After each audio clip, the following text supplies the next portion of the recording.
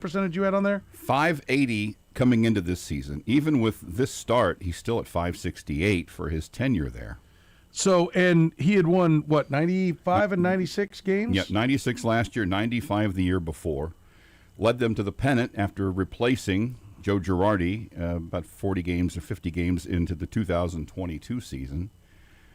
And they've only had 4 losing months, full losing months since then, 20 out of 25, 4 losing months.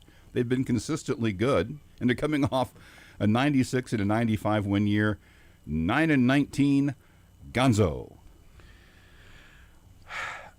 Like, let's do this, because, again, we're having this conversation because there is, in my opinion, 0% chance.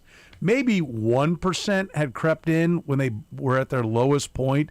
Maybe it's like, maybe we need to start watching this thing. Maybe that had, but I can tell you that nobody, I have talked to no one, I've heard nothing at all that they were even, looking at that, not even giving it a thought. So I don't think there was ever a chance. And I think right now, coming off 3 straight wins, now let's see, a 0-6 road trip where you've now will come home and still have only won 1 game on the road, well, then maybe there'll be a small percentage chance. We'll say there's some thoughts about it. But I want to underscore, because I don't want to going around, they were talking about firing you, Q. We're not. We're not. No. That's not it. But in this time that we're not, I want to take a minute and say, what are the signs to firing, to beginning to consider making changes within with your manager? I will tell you that the slow start for a second consecutive year on the hitting, I do believe conversations about Alex Seaboldt were fair. And, even if it was like, well, they're not doing this, and this, but they're doing this, yeah, but it's too early. Okay, when is it? I think it should have been like, when is it not too early? I think they had struggled enough to a conversation where, okay, we're going to give it 4 weeks, or June 1 is it, but we have some benchmarks that we got to be at, or we're making a change. And I do think they were there on that front. But I don't think for a second they were really anywhere on Matt Quatrero. So now that we have this opportunity, what would be the warning signs for when you would consider it? Right? Like, what do we need to see? And I'll even say to Alex Seaboldt's point that their hitting over the last few games has probably cooled that seat quite a bit. And I don't ever think it was hot. I don't ever think they were ready to pull the trigger. I think probably they're going to be slow in doing that, slower than we all think, because I believe that J.J. Piccolo and Matt Quatrero would be the types that they want to be absolutely certain. They want to feel like they have exhausted every possible opportunity, because they put Alex Seaboldt in the position they put him in because they think he can do it and do it well, right? And they've talked to a lot of people. But I think really their performance of hitting the ball over the wall and continuing to walk and doing those things, a 10-walk day on Saturday, a 8 extra base hit day on Sunday, that cooled the temperatures quite a bit. Angels, yes, big participants in that. So now we're going to get a measuring stick as they head out on the road in a different ballpark and what have you. But while there is nothing going on, what do you need to see if you're a general manager or you're an owner to where you say, okay, well, maybe we're going to make a change? At the top, at the manager? Yes. Given their situation, I think it would have to be a stretch where it appeared that not only were they losing, but the idea he's lost the team, or that were there maybe moves that were so egregious that you kind of had to step in. But to me, it would take if you feel like he's lost the confidence of the clubhouse, and which I don't see at all.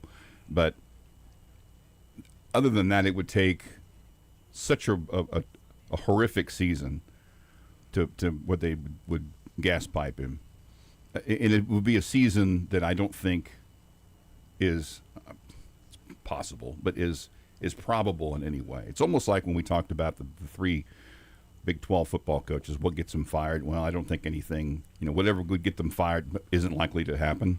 Yeah. It's similar to that. It's not. It's maybe a little bit more likely, but it's still not likely at all. I mean, 100 losses might get it done, but this team, I don't think this team's losing 100 games. So other than that, failing that, I think it would have to be a situation where it was readily apparent that the better players on the team, the leaders on the team, no longer had confidence in him, which I also don't see happening anytime soon. Kyle, what are your warning signs? I haven't seen any yet. A guy like Carter Jensen, for example, he's other than Mike Kell, at least to start the season, I think he was your best hitter, and he's been earning everyday starts, even against left-handers. So keeping the hot guys in, I like to see that. Jack Caglione's a different case that I'm sure we'll get to later this hour. Well, I mean, we can talk about it right now because I've heard the conversation and it's already begun. I mean, first of all, I think there's a lot of people that are rooting for their predictions. There's a lot of people that were talking about why did it take so long for Jack Caglione to get called up. To watch him utterly fail last year and to have, egg on your face if you're like, I had people texting me, when he first got called up, they wasted 2 weeks of his production in Omaha. Mm. And clearly not, because there was no production. And so I'm curious how all the 100+ at-bats that he had last year and the fact that he went, a month almost? I mean, 20 games without a home run? And how everyone's decided now that this is criminal if he doesn't play every day. What are you looking at? I mean, if anything, why aren't you looking at it and saying, man, they nailed it with this guy. They propped up his batting average and on base early by protecting him. And now the power's starting to come around. Boy, they really seem to have a feel for Jack Caglione. Because I'll be honest with you, he was better this year than last year, but he still had no pop. And now the pop is coming around. Which is kind of going around the entire team as they managed to creep up the on base and the slugging from earlier in the year. And I will continue to reiterate, there's more to it in the modern analytic world than just left-handed and right-handed. Mm-hmm. Yes, the lefty on lefty for a hitter is going to be harder, but there are some lefties that you got a better chance against, right? And why not? I mean, Jack Caglione looked unbelievably lost last year. Jack Caglione was not a confident guy going to the plate. And he could have the only way he could have looked in the face worse. Because I've had a lot of managers and GMs tell me over the years, well, we can tell it on his face. I mean, when he's taken, when he goes out and he starts having fielding problems, when he's taking his hitting woes to the field, then we know. Well, that didn't happen. Then I've had others you can see it on their face. You can tell when a guy's not confident. You can tell when he doesn't think he's going up to the plate and he's already beaten. Well, that's how he looked to me. Yes. All right, that's what he looked like last year to me. And I thought he looked optimistic at the plate, but not confident when the year began. I thought he looked better, but this didn't look like the Paul Bunyan assassin that he looked like when you'd watch minor league video of him go up there and just look out at a guy like, I'll hit this ball so hard it hits you in the chest and knocks you over the freaking wall. I mean, he walked out there like King Kong. Mm-hmm. And that has not been the guy who walked out there. So from that standpoint, at least from what I'm seeing, for me, I don't understand why, is everything wrong? It's just a matter of which direction? Is that really the premise that everybody works for? I read a thing, I retweeted it. Brian Haney sent out a thank you to Ryan Lefevre for coming and talking to a class that Brian Haney teaches up at KU. And he listed what were the talking points, what Ryan Lefevre feels are the good, the important things for a play-by-play guy. And if you aspire to doing that job, I would really encourage you to take a look at that. One, Ryan is very good at what he does, very successful. And one of them he said in there is, my job is not to make me sound great. My job is to show how great the players are and how good the manager and coaching staff and front office is at putting them in a position to succeed. And I thought that was an amazing way. You know, most people would say, like, my job is to, you know, accurately detail the game, you know, accurately portray the game to all the nuances where the fans can understand what's going on. Bring enjoyment, bring entertainment through educating the fans about what's going on. He had an amazing way of looking at it because he is right. These are the best players. By the way, Ryan was in the minor leagues, and Ryan was drafted. I mean, he's given it a shot, and he's seen that while he was a Big Ten, played division, a real good really Big Ten baseball player, he wasn't major league good. Yeah. Right? And so he's tried to make it go. He knows what it is. He understands how special these players are. Father was a major league manager. He understands the majors. As fans, we should all understand that better. But we don't, because we didn't even get close to it. So it's, you know, listen, and I will defend the fans. That there's two sides to everything. I will defend the fans. I don't have to be a chef to know what tastes good. Okay? I can be like, this plate of pasta sucks. I don't have to have a chef's degree to do it. Likewise, I can tell you when a guy getting thrown out, making the you know, the first out at third, like, you know, there are things that we don't have to have gone to the minor leagues to do that. I get it. I'm not trying to say every fan should just shut up and eat what they're told. Yeah. That's not my point. But you wouldn't tell the chef you need more oregano. Yeah. I mean, there is, but I thought Ryan's point about, you know, showcasing how great the players are is an important part of the equation, but also how great the coaching staff and the managers. I mean, they pour over this for hours and hours. This is all they do. They get into the ballpark probably a little after what would be your normal arrival time, and they don't leave until 11-something at night. It's all they do for 6 months. Do you really think that Matt Quatrero came across lefty, righty, and didn't consume that part of the equation? Something we've been doing for 40 years. They've got an entire analytics department, of which Matt Quatrero came from two of the most analytically, you know, concentrated organizations in baseball. Two of the front runners in the Rays and Guardians. And he's done nothing but sit watch on, along with mostly J.J. Piccolo, who has done nothing but expand Daniel Mack's department. Do you honestly think he came in and went, I'm not feeling it with Cags against the lefties. I don't need the reams and reams of data you've got that suggest otherwise. Set that aside, men. I got a hunch. Like, come on. Don't belittle yourself and make yourself look like a fool that you don't think that this man has spent a couple minutes on what he thinks the lineup should be. I mean, I think the first thing you could do is, okay, I know this man's not a moron. I know he's not surrounded by morons. And I have personally witnessed success from this man. So let's start with, I wonder why he's doing this. Let's vet that first. See if we can understand the logic and reason behind what he's doing. And then if we've really made an effort and we can't, then let's question. I mean, that's just being intelligent. Now, listen, if you're like, I ain't got the time, screw him, hit him against everybody. Okay, you've at least heard me try to, but with that mindset, don't call me with fire and brimstone about what a dumbass he is. Because I'm going to turn the table. You know what I'm going to do? I'm going to take this mirror from down below the desk, and I'm going to raise it up in front of my face so you see it just bouncing back at you. That you're the problem. That's what I'm going to do. I'm going to just have this mirror, and I'm going to raise it up, and it's going to be you. See all the things like dumbass, doesn't get it. What is he thinking? Yeah, you. You're the dumbass. You don't get it. You're not thinking. Just raise that up. That'll be my response.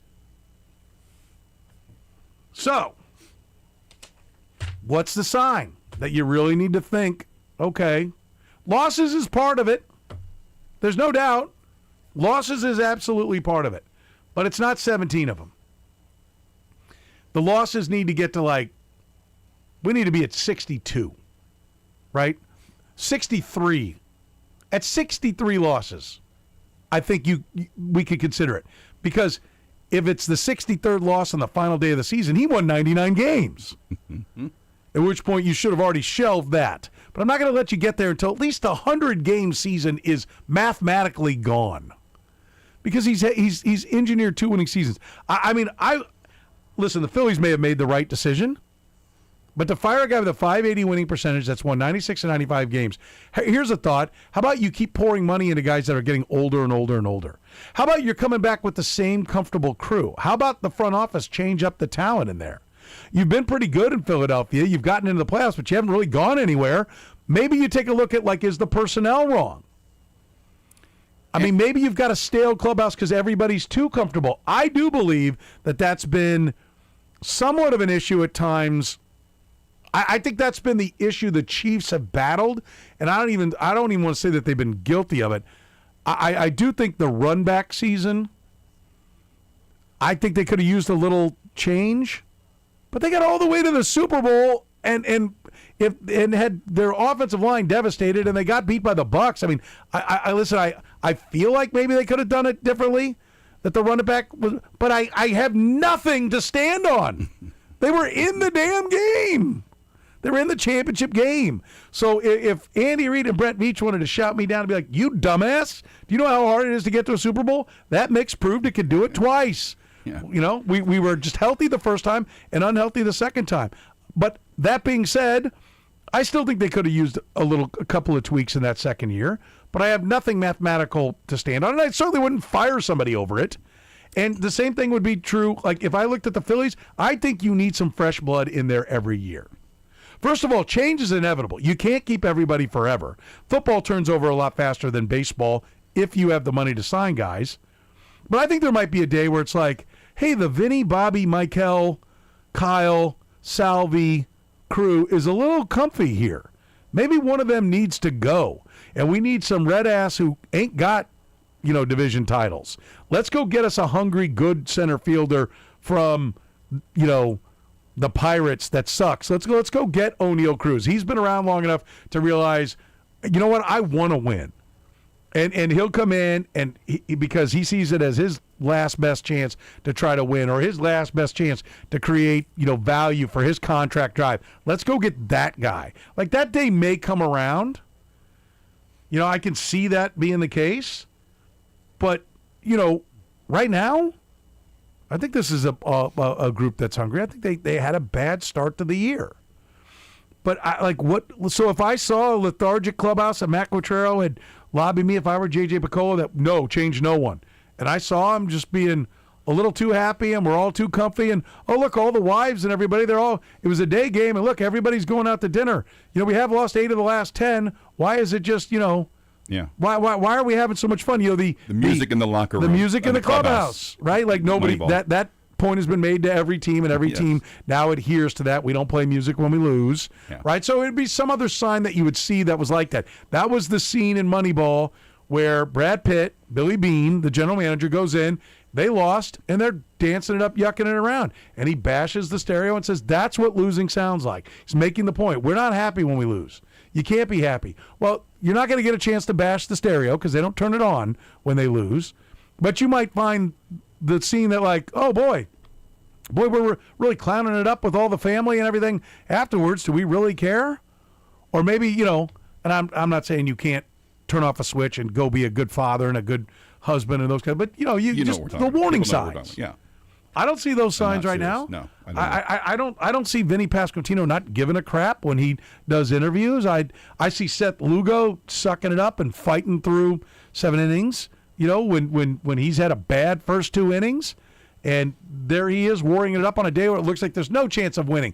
But damn it, he's going to do everything he can to give that team a shot. I cannot stress how much I adore that outing from Seth Lugo. Urseg taking the ball every time, and when he blows up, he annihilates himself in the postgame. Yes. So I just I see a team that has struggled. I don't see a team that's rudderless and out of control. No. I am always one to, and this is within a game as well, when a move isn't made, and well, how come that didn't? How does he not make this move? And then in post game, you find out the reason why he didn't go to this guy, his sore arm or whatever, and that people can't even wait to the end of the game, much less the end of a month or the end of a season. And a case in point is Lane Thomas.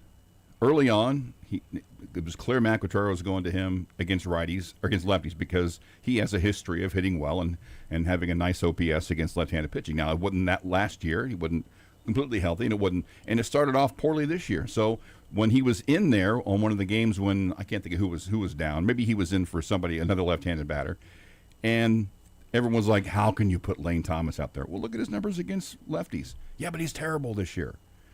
Well, guess what his slash line is now against left-handed pitching? 269, 424, 423, 847. He has an 847 OPS against left-handed pitching. That's what, let it go a little ways. Judge slowly. The minute he struggles, no, that's a terrible move to put him in there. Clearly not. Yeah. There might be an idea, and to your point, do they even look at the numbers? No, he just throws names in a hat and they go in alphabetical order. I mean, fine, be critical of a manager's decisions if you wish. It's your right, but just don't be stupid about it. Don't say things you if you thought for 10 seconds couldn't possibly be true. Does he even look at that? Does he even consider? Yes, all the time. All the time. It is literally all they do before the game is consider what's going to happen that night. 913-810-810, the phone number, 913-810-810. We continue to get reaction from the NFL draft. We're now getting power rankings. We want to get into that as well. Royals, Chiefs, Sporting, Missouri, K-State, KU, always a topic here in the program. Tyran Stokes was going to announce at 2:30 here in studio live with us, which would have been awkward if he picked Kentucky. Yes. And now apparently he's going to do it at 6:30 Eastern. 6:30 Eastern, so 5:30. Oh. 5:30, but now instead of here, he's going to do it on Inside the NBA. Yeah. On ESPN. In Lexington. So No. now I'm being told no, he was never coming here. I'm sorry, they're telling me in my ear we were never going to get him in studio. No. I told you I would try. Yeah. And try he did. And he got new phone Hootis. So late in the program, we should be able to bring you something about where Tyran Stokes is going. And then I would think that would be helpful for KU to finish off its roster if they know how much money they got to give that guy. You know what I mean? Because it's going to be a lot. Like, by the way, I'm trying to trade some expensive guys in the Dynasty League. Didn't realize free agency starts on Monday. So I got an offer, Kyle. What did you know? I got an offer. And I was like, okay, well, I want to see what other offers I get. He goes, well, I need to know by Sunday. I'm like, why do you need to know by Sunday? Free agency starts on Monday. I need to know how much money I've got to spend. I was like, well, that's a good point. So I will remind Kyle to get off his ass. Get his last place team, which he inherited, not his fault. But only 1 year do you get to blame it on the last guy. That's true. Now it's on you. So be coming up with some trade offers there. 913-810-810. We're off and running here in the program. The program with Soren Petro. Good, yeah, embrace it. What else you going to do, man? Weekdays from 2 to 6 on Sports Radio 810 WHB. Gary Joslin was born and raised in Kansas City, and for almost 50 years, Joslin's Jewelry has been giving Kansas City folks the best jewelry, right? I'm talking about scintillating diamonds. Listen, not any diamond will cut it for Gary. Only the best, only truly beautiful scintillating diamonds. You'll notice the difference. Go take a look. Gary's diamonds are brilliant cuts. Like I said, they sparkle, they scintillate. I love that word, scintillating. Good cuts aren't good enough for Gary. He has only excellent cut diamonds, and they're always going to be more brilliant. So go check for yourself. He's never selling those diamonds with black specks. Those black specks are carbon fibers. You'll never find them at Joslin's. Nope, not a Joslin's diamond. It's always going to be flawless. Go on in. Check it out. Let Joslin's Jewelry get you the perfect diamond, the perfect piece of jewelry. They've been doing it for almost 50 years. Right there on the southeast corner of 95th and Antioch, Joslyn's Jewelry is your one-stop shop for all things jewelry, whether that's repairs, whether that's an appraisal, whether that's a Mother's Day gift. Yep, that's right around the corner. I know we got confirmations going on. That was one of the last things we bought was a confirmation present. A nice necklace, little cross necklace. Whatever you might need, whatever the occasion. If it's jewelry, it's Joslyn's Jewelry. 95th and Antioch, online at joslynsjewelry.com. You're treated like family the moment, easy for me to say, the moment you walk in the door, and you're dealing with the most experienced expert staff around. Jewelry is what they do. Not what they're doing right now, what they've done for years, what Gary and his family have done their entire life. You're getting the best service you're going to find anywhere. Shop where I shop. Shop at Joslyn's Jewelry. The gold standard in fine jewelry is at 95th and Antioch and online at joslynsjewelry.com. Performance matters in intimate moments. Don't let ED ruin them. This is Jeff for Heartland Men's Health, and I want to assure you that if you're like the vast majority of guys, you don't have to suffer with ED anymore. In fact, you might be pleasantly surprised at how the right treatments could positively impact your love life. At Heartland Men's Health, our advanced medical therapies go far beyond pills. We have treatments that are effective in well over 90% of cases, and we offer specific and combinative treatments that can dramatically enhance both your performance and your stamina. You could even last up to an hour or more and bring a far greater level of intimacy to both you and the one you love, perhaps performing like you haven't in years. So call us today and find out why our advanced treatment strategies offer so much more. Your first visit is just $99 and gets you blood work, a medical consult, and if medically advised, a test dose. And if that test dose doesn't work in the office, your visit is free. Call 844-447-6600 or go to heartlandmenshealth.com. Heartland Men's Health, advanced medical science to improve men's lives. Paid for client portrayal and endorsement. The choice of a lawyer is an important decision and should not be based solely upon advertisements. Give me one good reason why I should call DM Law. How about 3 great reasons? 1, it's easy. 2, it's fast. 3, the results. Mike's got this. 816-888-7500.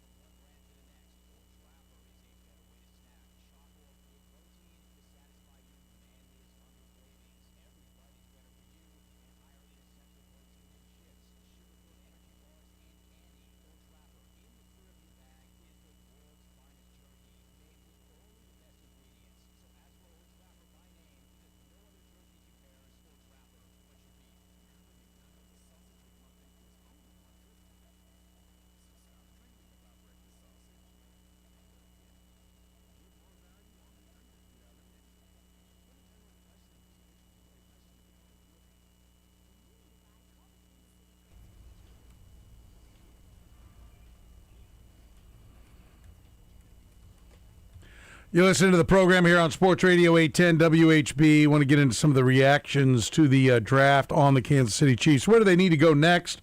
What are some of their biggest needs? 913-810-810, the phone number. First, let's talk to Cole. You're in the program, Cole. What's going on, buddy?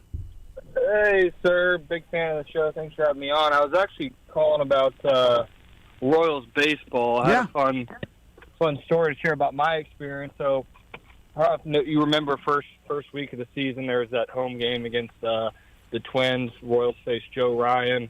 Muddy game. We scored 13 runs. Go ahead and win that game. And then this weekend, I go to both games this weekend, scoring 12 and 11 runs. So I've seen 28 innings of baseball this year at Kauffman Stadium with, I believe that's 35 runs. So you're saying the solution is that we need to get you tickets to every game? That's what I'm calling about. So I might have to keep calling you about when I'm going to the game. You might need a money line. But anyways, clever.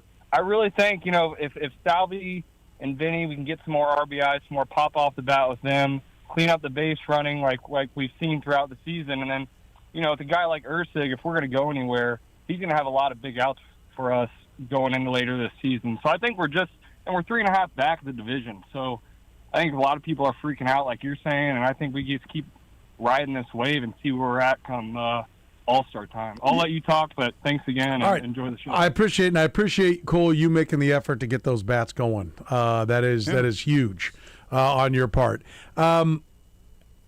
Look, I think that you're going to see Salvi and Vinny get going, and you'll probably see, somebody else cool off. I mean, no lineup. Everybody is 330, 400, 600 all year. Yeah. I mean, one guy's what you hope is you got a lineup that everybody has hot streaks at some point. You don't have anybody who's just a dead out all the time. That's what Jack Caglione was. That's what almost the whole outfield was last year. Yes. Kyle the Isbell, worst offensive outfield in baseball. Yeah, the back of Kyle Isbell's baseball card doesn't say that he's going to hit the way he's hit all year. So what you hope is he cools off, and hopefully he's made strides, and this will be his best year. But as he cools off, and as Michael Garcia has cooled off, others have raised the bar. Yeah. The key is that you always have, 3 to 6 guys that are hitting, and then you pitch well, and you can get it done, right? Like I think that's the key. It is too early. This is an important road trip. Let's not fool ourselves. You got one win on the road right now. Like that's got to change, right? And I think neither one of these teams is playing great baseball right now, even though the Mariners have a lot of ability, and I think the A's are an up and coming team. Like these are winnable games. I mean, tonight Chris Bubich is favored in Sacramento, so let's get that win. Let's get Chris Bubich back on track to where he's pitching what he's capable of, and we know that your starting pitchers, every one of them can give you a chance to win. Every one of them can give you a chance to win. Yeah. If they're hitting, they're going to be fine. That's what I believe. Now, the bullpen, I'm not as committed to that's going to work. That might need a little more effort out of the front office to make it really go this year. 913-810-810. JD, you're on the program. What's up, JD? Yeah, I just had a couple quick questions for you. So the Royals, you guys think they'd come back in a couple of games where they could have quit? Seems like there was a few games, even when they were losing, they could have been out of it. They came real close to coming back, which shows some fight there to where I thought, man, this is over. And next thing I know, they're in contention to win the game, or they won the game. Well, I mean, the most obvious one is clearly Sunday's game. I mean, that was one where there was. I mean, let's be honest. I think even the way the game was managed, and rightfully so, it was soak up some innings, Seth. Like, I don't want to blow up the bullpen, even with a day off. Soak up some innings. And then the bats started to come alive and gave them a reason to start pressing some buttons to try to win it. Yeah, I have one more question for you. So, when you go on the road, somebody told me this, is that if you go on the road anytime you come back 500, that's a good road trip, correct? I would love 4, but I would sign up for 3 right now. I'm on pins and needles. I feel like it's playoff baseball already, right out loud. Yeah, I do like that phrase. Like, hey, if I gave you 3, would you bank it right now and not take a shot at more? And it's just a good way to check the pulse on what the expectations are. I would not bank it. I'll roll the dice for 4. I think they've got a chance for 4. But to your point, yes, if you can go 41-40 or 40-41 on the road and then take 2 out of every 3 at home, you're a playoff team.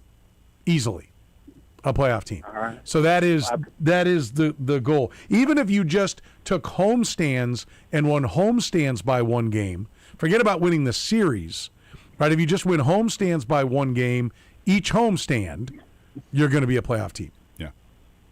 So love the show, guys. I appreciate it. Listen up more off the air. Thanks, JD. I appreciate it. I appreciate the call. And it's going to sound like I'm the president of the Matt Quatraro fan club. I'm not. Mostly what I've done is push back against people who are, want him fired immediately. How many times have we heard people say, man, this team just doesn't have any fire. He needs to come out and and he goes to overturn a table in the clubhouse or get tossed out of a game because they didn't show any fire.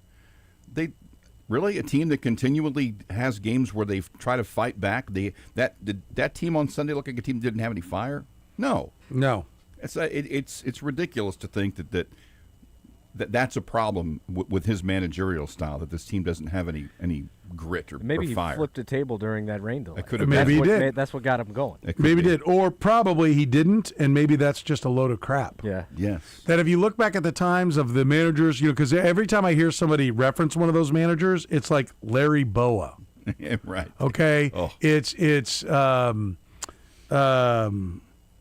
who else? Who are some of the Earl Weaver and Lou Piniella, and it's nobody who's managed recently. No. Okay, and I think part of that is because in time, since they have studied their craft and have gone back and looked at the analytics, where you're like, oh, Earl Weaver, what a great manager. No, you know what he had? A lineup filled with guys who walked and homered. And pitched. And then multiple Cy Young caliber pitchers on the mound. Didn't have squat to do with Earl Weaver coming out there and kicking dirt on an umpire. No. Right? I'm not saying there isn't a time to come out and defend your guys and to get on the umps and let them know that you care and that getting the calls right matters for you, not just the big clubs or not just the winning clubs. There's a psychological element to doing that kind of stuff and, to showing your team, hey, today this team doesn't have any fight. I'm going to go fight for the first call that doesn't go our way and see if we can wake these guys up because they look half asleep. Yeah. There are those elements. But the overall, like the idea that 3-4 times a year you're going to flip the food spread and tell everybody they're not eating or, lock the door and scream and yell so everybody in the media standing outside the door can hear you going off, that is the key to victory. It's not. It's not. And all the recent world champions prove it. That's not what's winning. Baseball is a long marathon.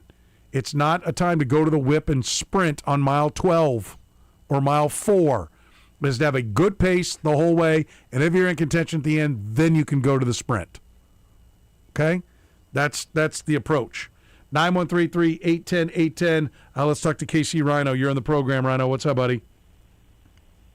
Hey, gentlemen. So one of your previous callers mentioned that he's undefeated, I believe, when the Royals go extras this year. Well, undefeated and scoring like 10 runs a game when he's there. Well, I'm just saying, I live in Georgia now, and the Royals are 4-0 when I am in attendance in Atlanta. So, I'm just saying, maybe we can get me some tickets too. But that actually brings me to my point. I wanted to talk about the new stadium that they're talking about building, the Washington Square Crown Center. Okay.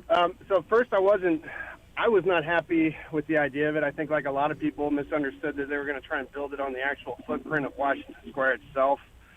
I personally was always an advocate, having seen a lot of games down here, both at the old stadium that they built for the Olympics in Atlanta, where the Braves used to play, I guess it was Turner Field. Yep. And now I see a couple games every summer with my son in Atlanta. I live in Augusta, and we'll drive to Atlanta. We park the car at the hotel. We walk down. We get, you can get food, drinks, souvenirs. It's a party down there. They broadcast from down there in a similar manner that the Royals broadcast from the platform out there in left field. But they're right there in the middle of it. There's bands playing, there's families, there's kids, and it's a blast. And when I heard Washington Square, I was like, this sucks, man. They should build it either in Northtown, where there's an actual city there that they could build in the middle of that has history, or they could build it at the end of the East Loop, and they could just put the Battery there like they did in Atlanta. But I just want to say I'm happy to hear that they're actually going to put it on it sounds like the footprint of Crown Center. They're going to revitalize Crown Center, and if we're being honest, that's kind of the heart of Kansas City now, at least Kansas City sports with all the parades and everything. It is. That's a great point when you talk about finishing up over there at Union Station and in that area. What I love about it is, you can call it the heart, or you can call it a great connector to a lot of areas. I mean, it's halfway between the Loop and the Plaza.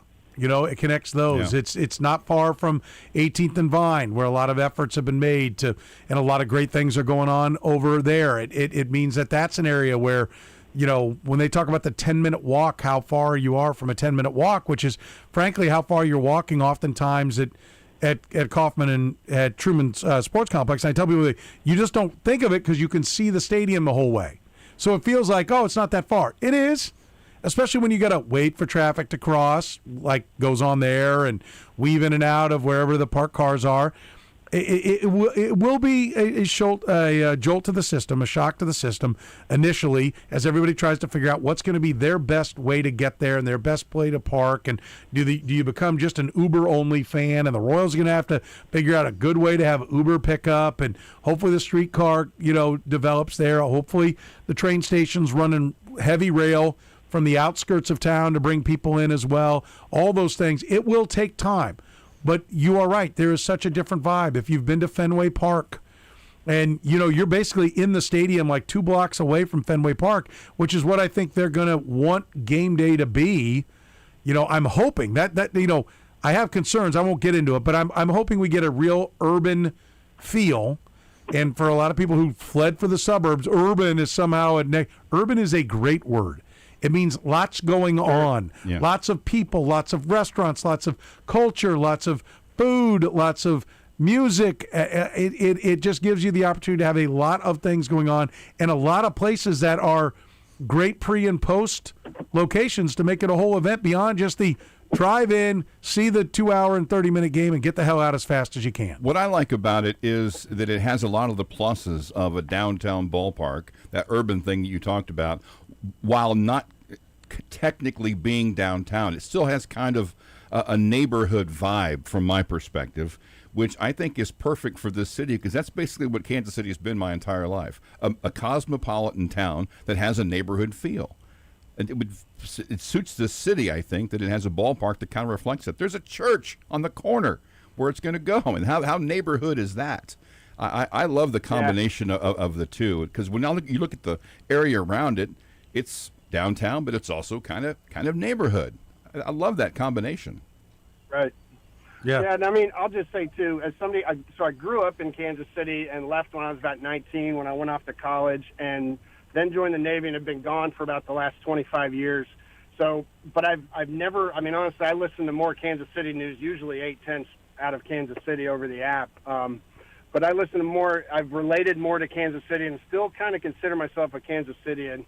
And I'll just say I'm really proud of my hometown that I feel like we kind of got this right with the Royals, that we did something similar that I think is going to revitalize not only that whole area that kind of needed it, because it was just kind of an old shopping mall, and it was starting to stagnate. And I also wondered about the long term, it's been great 20 years at Union Station, but this will, I think, revitalize Union Station for the next 20 to 30 years, too, and keep it viable and keep it relevant. So I'm real proud of my hometown. Yeah. And thanks for taking my call, gentlemen. I appreciate it, Rhino, and we consider you Kansas City as well, buddy, even if you're down there in Georgia. Don't be a stranger. My friend, I appreciate you listening on the 810 app, which you can take wherever you go. 913-3810810. Listen, I want to see the design of the ballpark. I want to see what the apron is going to be, because it is still kind of shoehorned in there. And that was part of what I was hearing on the money generators, was all this was going to be Royals moneymakers. I want to see where the Royals moneymaker is, because I'm planning on there being a jump in payroll. Okay, and I think everybody else is, and I think every fan should be expecting that. Yeah. If it's just going to be like that, that was the sales pitch originally. This will help us generate more revenue, which we can put back into the ball club. John Sherman, listen, and I love John Sherman, and I love the Royals ownership because it's local. I think they do.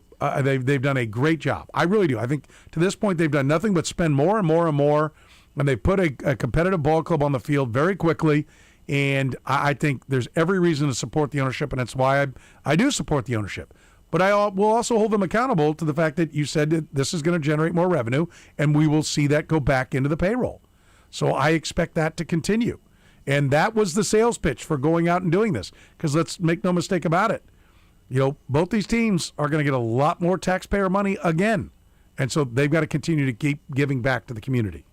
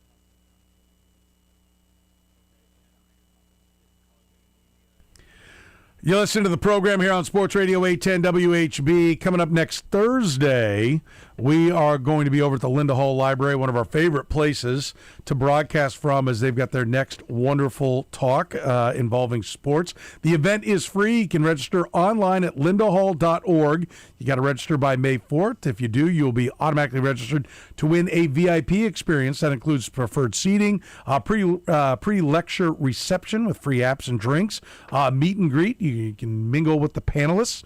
That will be a lot of fun. It's at the Linda Hall Library coming up May 7th from 6:30 to 7:45. It's behind the goal, soccer in the age of analytics. We've got the World Cup coming here this summer. And, of course, they will be taking over the city, really, with the World Cup. We're going to basically have expert guests breaking down, detailing all the analytics that go into soccer. Andrew Wiebe, reporter, host, and analyst on MLS Season Pass, will moderate the discussion. A panel of experts will go into all the data that's transformed the world's most popular game, from player tracking technology, algorithm-driven scouting, to predictive models such as expected goals. Today's teams are increasingly turning to the analytics game, something that Sporting Kansas City has started to put more and more into, whether you're a lifelong soccer fan or just curious about analytics and the role that mathematics and analytics play in modern sports. The conversation will offer great insight into the intersection of data, decision-making, and athletic performance, the perfect way to deepen your understanding and appreciate the game and appreciate analytics. They always do a phenomenal job. Get your tickets today. They don't cost anything, but once they're full, they're full. So get your tickets right now. Register online at lindahall.org. That's lindahall.org. LINDAHALL.org.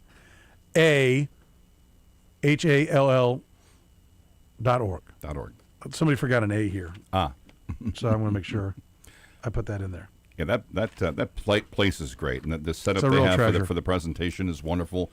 And little cheat code. Although I'm giving up my spot. There's plenty of seating on the floor.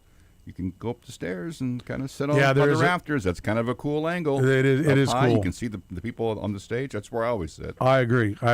Then they do such an excellent job. So we'll be bringing you some of the guests that are going to be with us there. But get your tickets right now. If you got a young soccer fan, if you got probably not like 4 or 5. I don't know that the analytics might be going over their head. But you got a teenage soccer fan, if you're a season ticket holder for Sporting or the Current, I think you're going to want to understand what's going on in this. If you're just a USA soccer fan, I think you'll love it. They'll be talking about all things analytics when it comes to the beautiful game. So get your tickets right now, lindahall.org. And if you register by May 4th, the event is May 7th, and they'll be giving out tickets as long as they last. But once they're full, they're full. Doesn't cost anything. And it's a great library. It's just a great. The grounds are beautiful. It's right over by UMKC. People think it's a UMKC library. It is not. No. It's its own entity. It is one of the real treasures. It's a science, engineering, and technology library that has a board that fundraises for it, and they have some of the most unique and historic documents on math, science, and engineering housed in it. There's an area downstairs, which I don't know, maybe if you do get into the, if you would win the VIP experience, you can see it. It's basically hermetically sealed. Is that the right way? It's no air gets to it. I think so, yeah. With documents that are, we're talking about like Socrates. Yes. Type scrolls. Heard of him. That are there. Amazing. It's an amazing place. They have all kinds of great talks. Check it out at lindahall.org. Just a great spot and a great treasure. Here, like I said, the grounds are beautiful. Yep. They always do a great job with this event. We appreciate all the great work that they do over at the Linda Hall Library. And I'm going to add a special bonus. After the show, I'm going to set up a soccer goal out in front, and if you can get one past me, I'll give you $1. No, it's not going to happen. That's not going to happen. No. Do you know how many dollars you'd be giving away? All of them. Give you $1. $1. If you think you can get one by me. So anyway, I'll just stand there and windowhole.org. give people dollars as they go out. I'm not doing this. Here's a dollar. You'll be like the Jim Carrey in Dumb and Dumber when he's handing out hundreds for tips for everybody. That'll be just you, just handing a dollar bill to everybody that comes by. Here you go. Just take this because I'm not doing that. This will be quicker. Let's just cut to the chase. Get right to it. Save the embarrassment. What are the biggest needs for the Chiefs?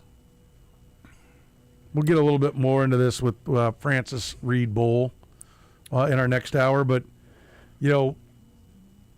what would you right now say are their biggest needs? Still feels like they need someone they know they can count on. I'm still not sold on their group of edge rushers. Okay. And I'm still not entirely sold on their wideout. They got enough guys, but is there an impact guy? Linebacker? Linebacker's one I would throw out Yeah. too, because right now it would be Bolton, Tranquil, and is it Cooper McDonald? Is it Jeff Bossa? I mean, what's the plan there? Yep, that's a good spot.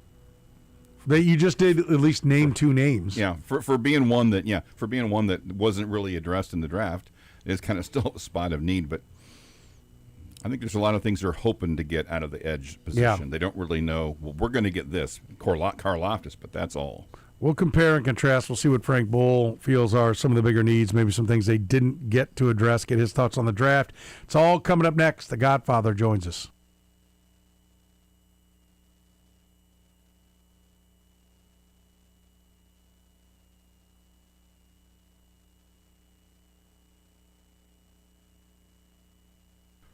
All right, before Emmett Johnson, who was the last player the Chiefs drafted out of Nebraska? Brought to you by Twin Peaks.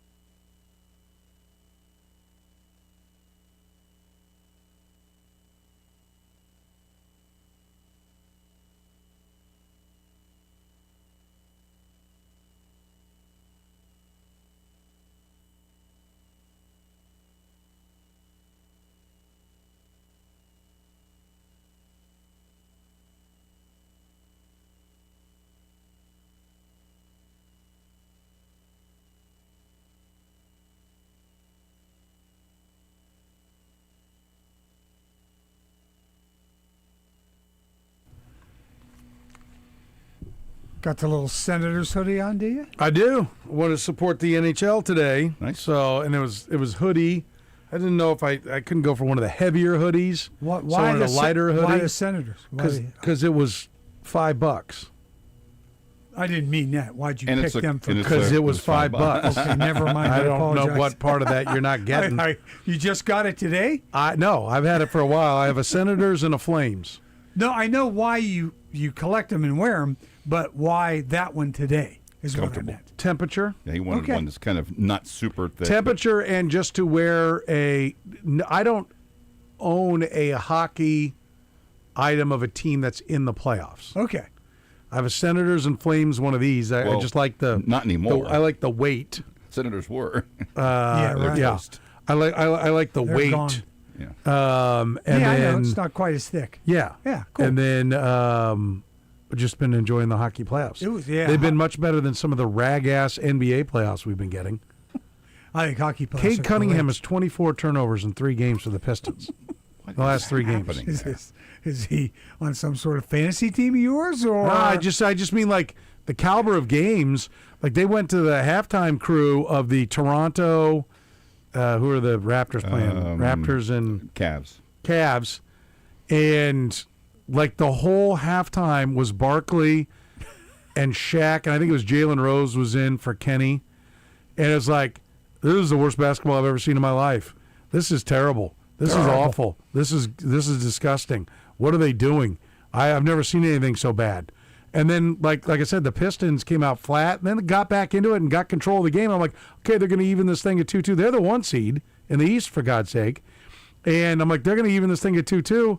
And they just kept botching everything up and down the court, and they crapped that away. Meanwhile, you have a game going on with a traditional, just absolute NHL classic of Utah versus Vegas. I mean, when those two get together over the years, I mean, so like Philadelphia and Pittsburgh. You throw out the record book throw out because the it doesn't records. exist. You know, when you get Golden Knights and Mammoth, I mean, you know. Did you see somebody had Mammoth, I love the players that the Utah was printed it wrong? It was UATH. No.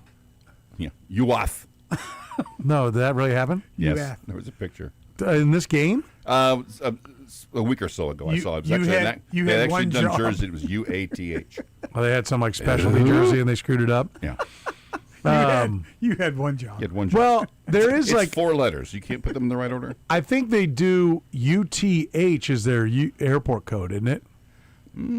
So I think they do have hats that just say UTH, which is like you're 1 letter away. Yeah. I get it. ATL for Atlanta and PHX for Phoenix. Utah.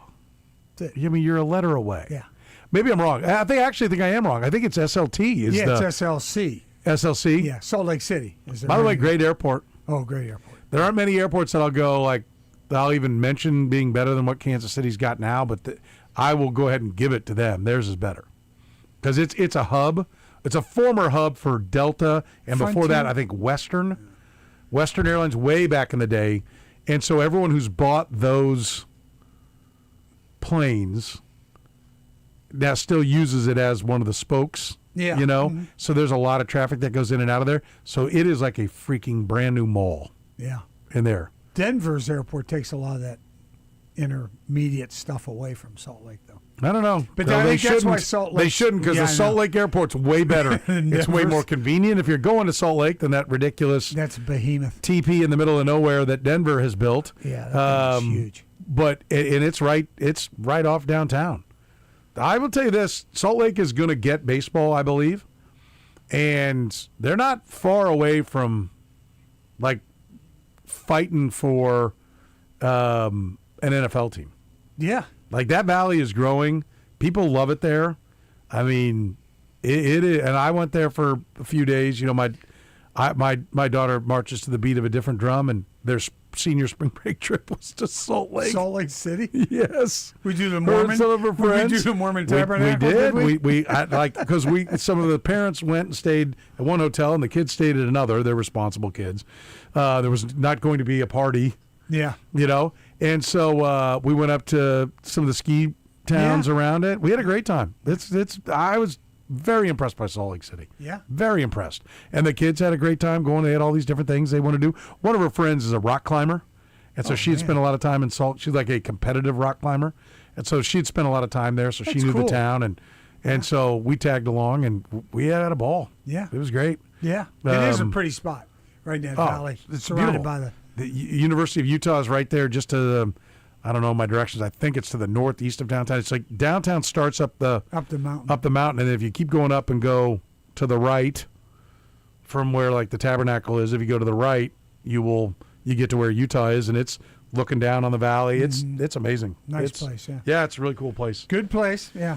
We digressed. I'm sorry I got you on that track. No, but my point was, so we had these dog-ass NBA games going. Yeah, right. And then you get Vegas comes out, and they're down 2-1, and they need the game. They come out and jump on Utah, get up 3-0. Utah comes all the way back to lead 4-3. And then Vegas ties it up at 4, and they go to double overtime, 5-4 win for Vegas to send it back. I think they do 2-2, 1-1-1. So I think they're going back to Vegas for Game 5. Yeah. But it was a great hockey game. Yeah, I don't think there's anything better than a Game 7 in the Stanley Cup Final. Oh no! I just think any that is, Game 7. Game overtime. 7 almost anywhere. But Game 7's great. Game 7, but hockey lends itself to being, because it's lower scoring, you're less likely to get a blowout. Yeah, exactly. You know, like the building went flat at 3-0. At 3-2, it was electric again. At 3-3, the roof was coming off. At 4-3, you know, like Utah picked up a penalty for an illegal substitution because they couldn't hear on their bench. They had 6 men on the ice at one point and had to kill off a penalty because they couldn't communicate who was supposed to be on and off. I don't know what line change they made or something, but they had 6 guys on the ice. I mean, just blatant, not like, oh, this guy was a little early getting on, while this guy was a little late getting off. They had 6 guys on the ice. For a while. You know, it's like they just completely botched it, right? It wasn't one of those, the game had a game-winning goal for Vegas called back on an offsides, where they had to go to replay, and the guy skated just cleared the line as the puck was still on it, and they had a goal that trickled in. They had some rockets. You know, they had everything. It was great. It's cool. Great hockey game. Good game. So Salt Lake's going to get either a baseball team or a football team. When's Sacramento? Are they in? Sacramento. I'm kidding. By the way, don't get me going. This is one of my. That's where the A's. It's one of my soapboxes tonight. So my soapboxes. Major League Baseball needs to get a 32 10 years ago, and so I think we're going to get that once the Rays, once the Royals Park is I's dotted, T's crossed, the Rays are done, then I think you will see them add Nashville and Salt Lake. Salt Lake, that's cool. According to Jeff Passan, he thinks Salt Lake's going to be the one. Nice. They've got where they're building. They've got a ballpark, and they've got a whole layout with a whole big, like, it's like a. Isn't it already built? Well, they've got a minor league park. The Bees play there. Right.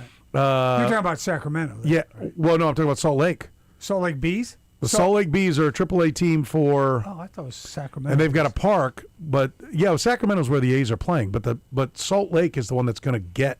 Right, I thought Sacramento were the Sacramento Bees. No. Okay. So the Angels AAA. Okay. It's Salt Lake. Okay. What is Sacramento Bee is a newspaper, isn't it? Yeah. Yes. That's what you're thinking of. No, I think they weren't. They go look back in their history.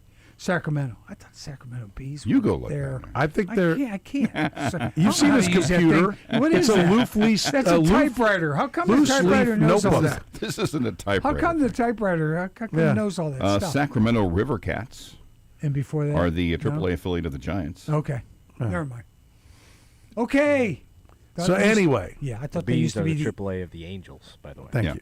Yeah, so Salt Lake is Passan thinks they're going to get along with Nashville. Nashville's like a no-brainer. Very confused right now, but go ahead. They're going to get the 2 expansion teams. Okay, and that's cool. That's 2 good places there. Yeah. But I Vegas is going to have all 4, and Vegas is. In fact, I just set up Nate to go on with Cofield in Vegas because they're talking about their NBA arena going ahead and building a soccer-only stadium. Adam Hill told us about it yesterday on the drill. Works with Cofield at ESPN Vegas, but his main job is for the Las Vegas Review-Journal. That one of the plans for the NBA arena is to build a hotel casino south of the Strip that would have an arena because they've only got 7 right now. Would have an arena. They have no venues there. No. Would have an arena on one side of it and would have a 50,000 seat soccer stadium on the other side. 50,000 seats? They want it to be able to hold like national team games. They want it to be big enough to be like built to the standards to be able to hold. That's incredible. Like the biggest games. I mean, seems to be like. How big's their baseball stadium going to be? 30 and change, 32, something like just that. Like I think. the Royals, sort of. Yeah. Maybe even They're just all 30. getting to that size. Yeah. But so I assume that's what he wants to talk to Nate about. So I hooked him up with Nate's number. He's going to go on there sometime soon. But I mean, I just like, let's go. Let's make sure we're battening down the hatch because there are plenty of towns that want it. I mean, I think we should be at 40, and NBA, NHL, MLB, and NFL should all be at 40 teams. And if we don't even, the first answer to, well, how do you get to 40 is you add 4 to New York in each one. Oh, yeah. You have a New Jersey team, you have a Brooklyn team, it is asinine that they have not pay the check, give them all $3 billion each. Yep. Write the check and then divvy that town up. This is the only country in the world that has just a couple of sports teams in cities that big. Yeah. London has like 40. I know. They have like 10 in the Premier League. Like, it's ridiculous that they don't have more teams in there. So, totally agree. By the way, it was a Fanatics shirt, but NHL licensed that they're selling at the games. Uwath Mammoths. Nice work. Yeah. I told someone post this, and I said, I'd rather have that one than the accurate one. I'd give me the mistake. That's hilarious. Hang that in the. It's at least. Well, usually you got to go to Africa to get those. True. All the teams that lose. All the teams that lose all the championship ones. Yep. They're allegedly sent. I don't know if that's even true anymore or not, but anyway. All right, Frank. Now you've sidetracked me as you like to do. I did. I love to sidetrack, What are the biggest needs for the Chiefs now? They probably need. I think they still need wide receiver help. Okay, that's number one on my list. Okay. There are some pretty nice free agents that now you don't have to give the compensatory pick to, okay, because that passed yesterday, right? That day is come and gone, that deadline. So now you can sign these guys without having to give up compensatory pick. So I don't know if you want to touch Tyreek Hill again. I know Eric Bieniemy's here, but Tyreek's knee was disaster. He ripped about everything in that knee. So he's not. They're not signing sure. Tyreek. No, and but there are some other guys down the list that could be added. I'm not sure now. Some of the other guys, Tyreek probably would have taken, I don't know, a lot less money than some of these other guys are going to command, which I don't think the Chiefs have right now. But if you look at the Chiefs and then you look at the free agents next year, about the teams who could trade for, there are receivers out there to trade for, then you could be going, you know what, I don't want to blow it all this season on X receiver. We'll wait till next year. We see what we can get on the market when we see how Rashee Rice does again this year. Has Xavier Worthy made another step? Is Tyquan Thornton going to really come through and be what we think he can be? The names you hear other than Tyreek Hill was Stephon Diggs, Jawan Jennings, Deebo Samuel. I don't know if they're all a little older. Three. And I really I agree with that. I put my list together. I mean, here's the. By the way, every one of these guys is past 30, or will be past 30 by the time the season kicks off, unless I note otherwise. All right? Got it. Tyreek Hill, Stephon Diggs, Deebo Samuel, Kurtis Samuel, Jawan Jennings will be 29, DeAndre Hopkins, Noah Brown, Keenan Allen, Jahan Dotson, who didn't do anything for the Eagles, but he's only 26, Cotterell Hodge, Josh Reynolds. This is in the order of how much money they made last year. Yeah. Josh Reynolds, Tim Patrick, Zay Jones, Hunter Renfrow, Braxton Berrios, Sterling Shepard, Sky Moore will only be 26. Sky! DeAndre Carter, Juju Smith-Schuster will be almost 30. Scotty Miller, Dwayne Eskridge, Chris Moore, Dante Pettis, Brandon Cooks. I'd take Brandon Cooks on a one-year deal. Miller was the former Bucks. He was like one of Brady's deep threats. I just don't remember. Was he? That's been a while though. Tyler Lockett, James Prochet, Cedric How old is Wilson. Tyler Lockett? Tyler Lockett is 33.6 right now, so they turned 34 in season. Gabe Davis is only 27, but has had 2 good games. Yeah. In his whole life. Both of them here. Parlayed it into seemingly. Yes. Trent Taylor, Alex Backman, DJ Montgomery, Bryce Ford Wheaton. Never heard of him, but he's 26. Malik Heath and Joshua Cephas. Who was that? I think his brother. Who's the Bo Philadelphia kid? His brother Bo is better. Who's Philadelphia receiver? He's a pretty good player, but isn't he? Jahan Dotson. Wasn't he a problem? Wasn't he a club? Was he a locker room problem? I don't remember. I think I he was don't on the Dotson, field problem. or was he just a not very good wide receiver? Well, he was a former first-round pick out of TCU, right? Mm-hmm. Yeah. And has never really materialized in the league. So, well, Brett Veach loves former number 1 He picks. does. And if they have any affiliation to Kansas City Chiefs, he likes them too. Or you talking about Josh Doxson was the TCU guy. So who's Jahan Dotson? Somebody else. Oh, it is? Yeah. Not in my world. Yeah, Jahan Same Dotson, guy in my book. Jahan. Yeah, was from Penn State.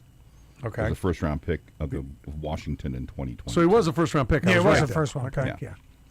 I thought the same thing. I was thinking it was the TCU guy. That was Josh Dotson. Yeah, because Brett likes There's those another guys. bust. Yes. Yes. Pick your bust. This guy was a 16th pick overall. Yeah. But, here's the receiver room. I have wide receiver at number 1, but more so because of needs over the horizon. Yeah.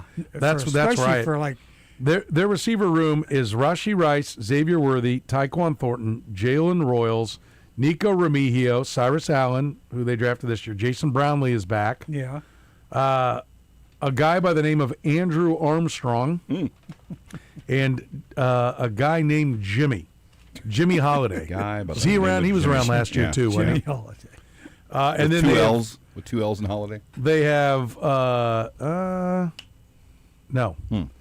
They have also alleged to have signed, but will not confirm until the whole list didn't come out yet, has it? I don't think so. Omari Evans from Washington and Jeff Caldwell from Cincinnati in the UDFAs. I don't think they're that bad off for this year. I think you could just see where you are after this year's over. But after this year, Rashee Rice is gone. Yeah, he's a free agent. After this year, you're going into you got to make a decision on giving the 5th-year option to Xavier Worthy. I don't see that being given. So you'll be going into Xavier Worthy's last year. Tyquan Thornton, I think, is on a 2-year deal. So you'll be going into the final year for him. I see wide receivers the number 1 need because, 1, they don't have a number 1. Right. And 2, they're going to be thin next year. Yeah. And the thing about it, I think Rashee Rice might have a hell of a year because he is on a contract year. At least he's going to try to have a hell of a year being on a contract year, too. So that'll be interesting to see how that works out. But I don't think they'll re-sign him no matter what. I'm not sure. Well, I won't say no matter what because he could have a really great year, and that would be a different story. Okay, so wide receivers number 1. Right. What's number 2? They also need a tight end. That's number 2 on my list. Okay. Frank, you're doing a heck of a job answering Thanks, these buddy. questions. Hope I do as well on Frank's opinions. Travis highly Kelce. Travis Kelce ain't getting any younger. No. And neither one of their backups has looked like they're a number Nope. 1 tight end. Nope. So I think tight end is number 2 on the list, all because of, again, over the horizon. All right, what's number 3? I still think cornerback is still a decision. Can't help you there. All right. You drafted 2. Offensive tackle. Offensive tackle is number 3. These are all offensive players because I think they loaded up on defense, obviously, in the draft. So No- you're hoping those players come through and become the players you want them to be. There is not a legit third offensive tackle on this team, so Right. if they lose a tackle, they're again in trouble. And Jalen Moore is a free agent after this year. I mean, if anything, I'd move tackle up over tight end, but I really do think that they have serious needs at wide receiver, tight end, and offensive tackle. Yeah, all offensive sides of the ball. Then 4. For me, might be kicker. Over Harrison Butker? Uh-huh. Trying to Maybe. trim the kicker? Mm-hmm. I have linebacker 4. Okay.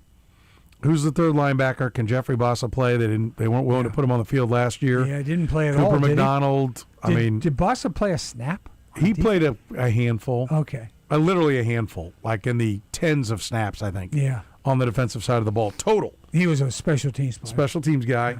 So I think linebacker, but I think linebacker could get answered if Cooper McDonald's real, or if Jeffrey Bassa is real, then that gets answered. Although Drew Tranquill's done after this year too, right? I think that's right. So, that linebacker is a need. Yep. And then after that, I mean, I'd listen to just about anything. I think running back better be solved now I would with hope Kenneth so. Walker, getting Emmett Johnson. And Emmett Johnson, yeah. They also, the kid from Arizona, they signed from the Cardinals. This is Tranquil's last year. This is Drew Tranquill's last year. I think they've completely overhauled the running back position because I actually think there's some talent in Amari DeMarcado, yes. I think he's got some juice. Yeah, and Emmett Johnson looks like he might be a really nice pick up.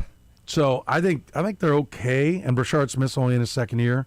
I think you're okay at running back, and I think you're fine guard to guard. I mean, you're going to need a backup because aren't they going to graduate out Hunter Norzad before long? He's 24, 25. This will be 26, so he'd have one more year. But and I think you probably are going to have a need at D tackle next year as well because I think Chris Jones is cut. I do unless too. he really has a big year. Plus his contract. Yeah, his contract's brutal. Yeah, I think you'd be reworking things. So, corner probably does rear up. They still have needs. Corner, I mean, Noel Williams and if we assume Jaden Kennedy is going to be the real deal, which in the fourth round, we feel pretty confident here. But Josh Williams was just Jalen Watson was great in the seventh, but if he solves it, then going into 27, you'd have Noel Williams, Mansour Delane, Jaden Kennedy, and Christian Fulton would be done. I'm trying to think, do you have another? Might be a little thin there too. Yeah, might be a little thin there. So that's what I was thinking too. I think 26 transition year from the disaster through Mahomes' injury to rehab and back on the field, getting a lot of these young players in, playing football, see what you got, and then going from there in 27. I think they'll be on the precipice of a playoff team this year. Oh, really? So yeah, you're not sold on me just like last year was a fluke idea. No, I think it'll take them a little bit to recover from last year being a fluke idea. You know what I mean? I don't think they're going to jump right back in and have 13 or 14 wins. No. Okay. Because I think their division's much tougher now, not with the Raiders, but with the Broncos and the Chargers. I think they're much better. Their schedule is a lot tougher than it should be for a team that was 6-11. And so, that's all going to play into it. And I think teams feel they've got a shot now against the Chiefs. And if we got a shot, this is the time to take it. And, try to put them at least a rearview mirror for one more year and see what we can do with that. And then we'll take our chances from 27 on. I just think it's going to be tough to go from 6-11 to, 11-6. I think it's going to be, they're going to work for it. Yeah, it's funny because we were talking about some of the things like ESPN had up on the site. ESPN had the Chiefs 20th in their power poll. Meanwhile, The Athletic had them 20th on their power poll. And meanwhile, also on The Athletic, Dane Brugler, in his way too early 2027 mock draft, had them picking 26, which means that they would have been the seventh best team. Yeah, which makes no sense. Well, make up your mind, Athletic. Jesse, can you make some calls here? What is it? Help us out here. You got to get the same guy writing both articles. Are they 20th in the power rankings or are they 7th? Which is it? What are we doing here? Let's make up our mind. Let's set an the athletic consensus. And 7th, they've been in the playoffs then, for all practical purposes, yeah. Yes. It would involve a trade. They're going to trade. With what? They're not going to finish well, but they're going to have, you said they were 20th? They're going to trade back, you're saying? Yeah. They're going to trade back. Yeah. I just think it's interesting the different perspectives that we have on this team. For sure. That are out there from the national side of things. Yep. That one view is they're not very good and they're not going to the playoffs, and one view is they're pretty good and they're definitely going. Yep. It all depends on 15. No, it doesn't. It depends on more than that. Depends on his because health. he was healthy and they were 6-8. Yeah. last year. Okay. I'll give you that. Depends on if their assessment of what needed fixing. Yeah, but right. The offensive right. line. If it was a coaching thing on one side and talent on the other. Well, if it's the offensive line, where did they upgrade? They really haven't. Yeah. That's why I don't think it was the offensive line. I think the biggest part is Andy Reid needs to upgrade. Now, Matt Nagy's not back, and if he was the problem, fine, so be it. But I think Andy Reid's got to evolve. Andy's, to me, has always been the offensive coordinator. That's just me. I don't think that's just you. I think that's a fact. And that's what I mean. Nagy's just a scapegoat for all practical purposes. So I don't care who was at fault, but they got to play offense different this year. Yeah. And they got a running game now. It looks like they can have a running game. Offensive linemen love the run block. So let's see if that's true. And, get the run game involved. All right. And give some time to the quarterback. Give some time to receivers to get free. And just go from there. But it's got to be effective. Your running game's got to be effective. You got that guy. He's a hell of a back. At least he looks like a hell of a back. From Kenneth Walker or Emmett Johnson? No, Kenneth Walker. Yeah. Looks like a hell of a back. Looks like he changed midway through the season his approach and style. They got rid of their running backs coach, and they got a new one. And he changed his whole style of running, and it became extremely effective. So I'm sure he's going to continue on, and I just think that's really important. If you have that threat, along with the other things you have, I think you're in pretty good shape. Yeah, if they run the ball, and if part of it was that the offense couldn't get anything out of the run game, and so they had to play every card that they had just to get first downs. Yeah. Then maybe there's a lot more there, but I think defenses. I think it'll be interesting to see. There's a part of me that wonders are they behind the times? Is everybody now going to trying to stop the run because that's what everybody else is doing, and now they're going to, run what the Rams have been doing for the last 2 or 3 years, Mm-hmm.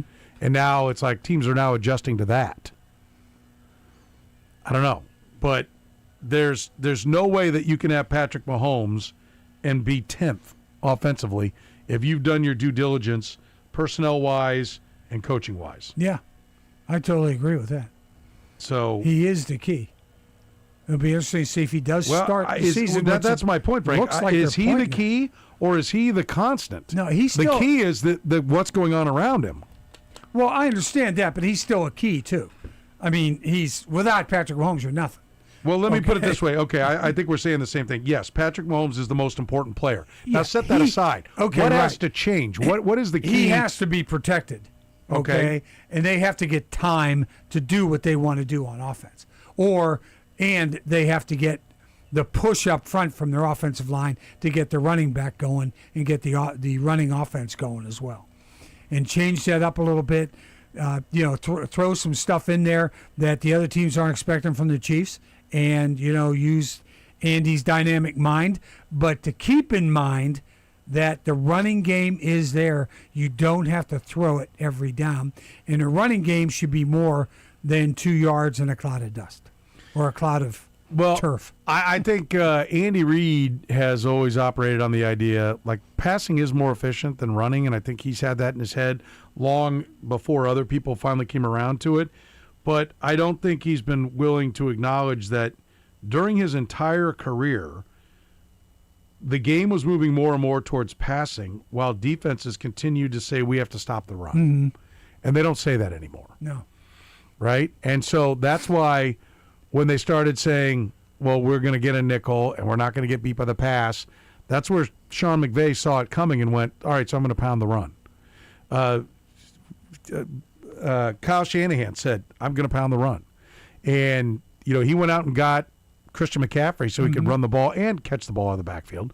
But the Rams invest in running back every year, basically. And, they have run the football effectively. Seattle ran the football effectively.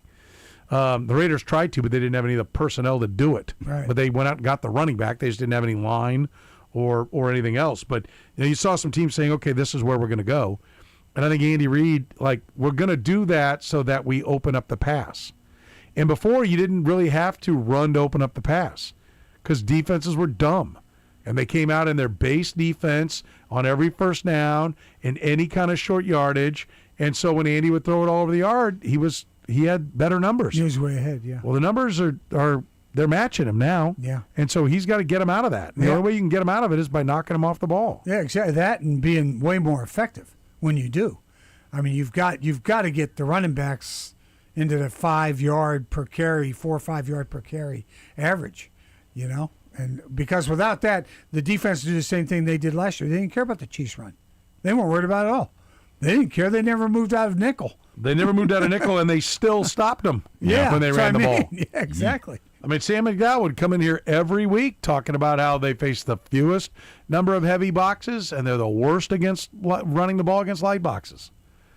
And listen, I like what I've heard out of Brett Beach this offseason where he talks about guard to guard. We've got guys who can really knock you off the ball and all that kind of stuff. I even think Josh Simmons looks like a guy who can knock you off the ball.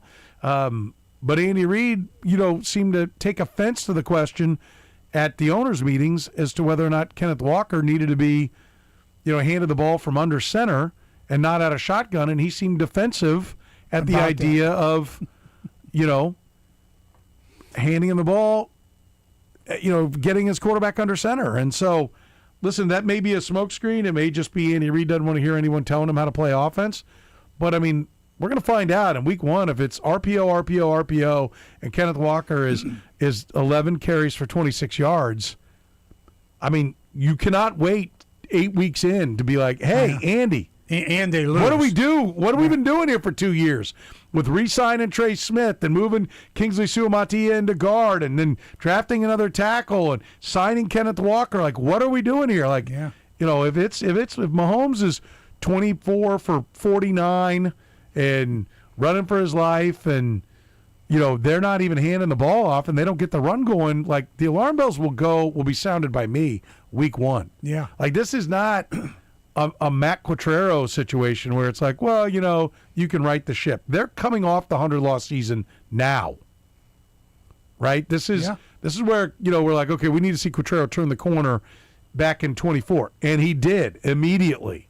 They need to turn the corner. The problems are not something that are hard to identify. When you are winning every game close and you go all the way to the Super Bowl and then lose to the Eagles in a rout, it's easy to make excuses for, well, we had a bad day, and, well, we made the plays when we needed to. It was a little harder to see the flaws in the Chiefs coming out of 24, but you can't miss them in 25. And they're talking about running around drafting all these defensive guys and drafting defensive guys to win quick because we couldn't get anybody off the field on third down.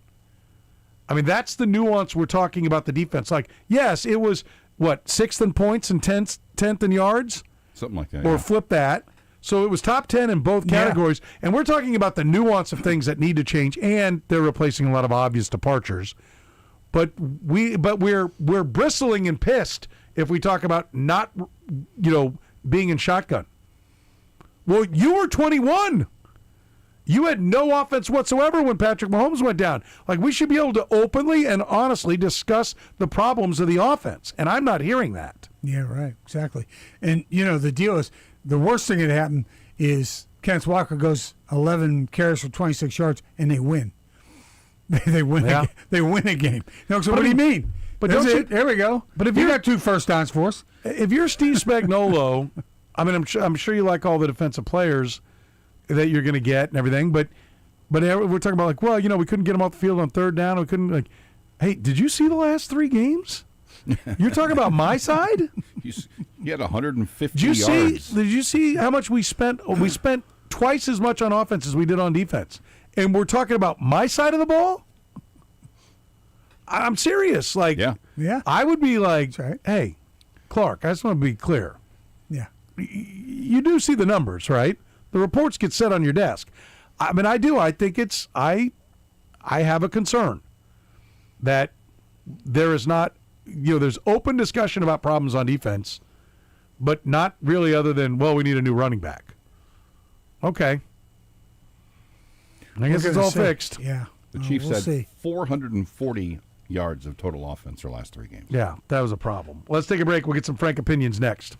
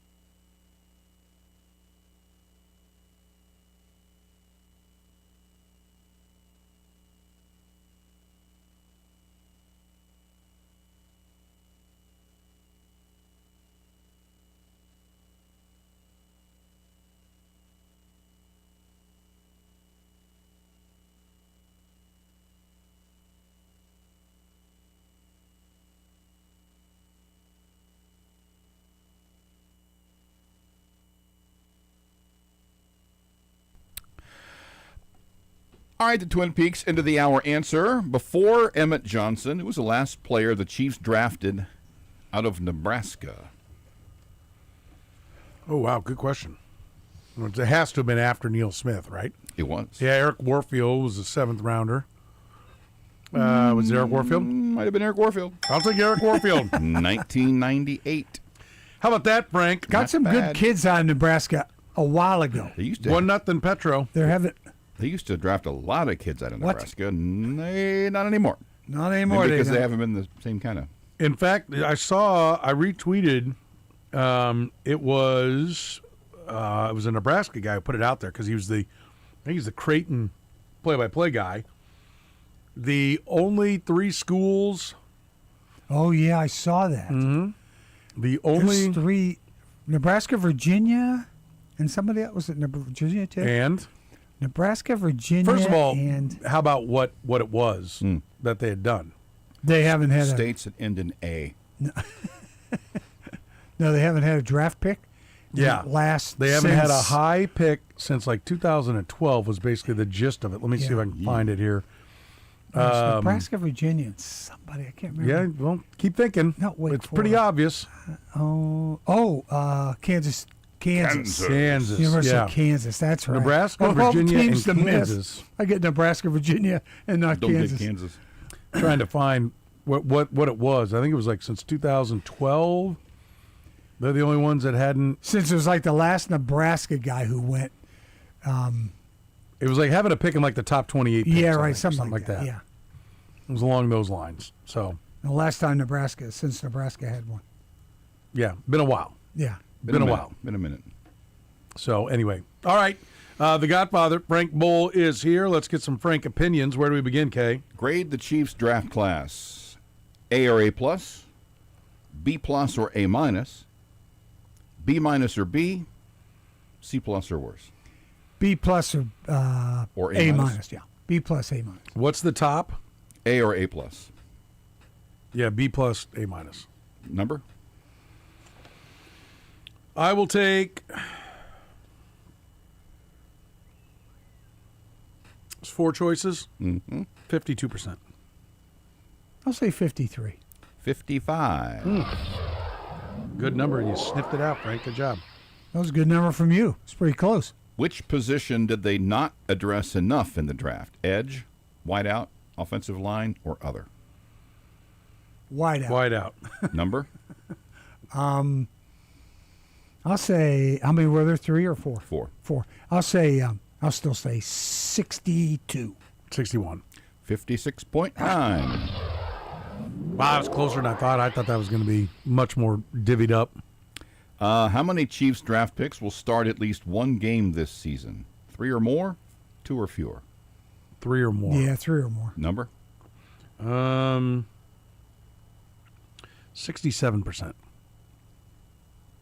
66. 80.7. I was worried I didn't go high enough. Oh, mackerel. I was worried I didn't go low enough. How many Chiefs draft picks will make at least one Pro Bowl? 3 or more? 2 or fewer? 2 or fewer. Make at least one Pro Bowl. 2 or fewer.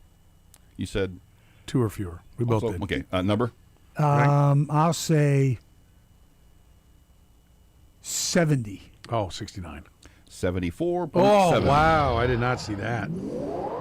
I thought there'd be a little more positivity on that front. Will the Chiefs sign a free agent after today that makes at least one start this season? Yes or no? Ooh. I'll say, you know what? I'll say yes, just from injury factor and all that sort of thing. I'll say yeah. They get a guy. They get a guy. I think the real answer is no. But there'll be some old guy with a name. Tyreek Hill. But the fans will think that even though he hadn't done anything in 3 leg. years, will have an ability to do it. And so they will say yes. Number? How'd you phrase it again? Will the Chiefs sign a free agent after today that makes at least one start this season? 75%. That's a good number. 76. 89. People are just like, I know. But it's just make a start. If it was Impact, maybe that'd be a little bit different. Plus, they're all in again. Oh, yeah. They're all in again. Yeah. It's Super Bowl or bust. How much of the NFL draft did you watch? First day, first 2 days, all 3 days? First 2 days.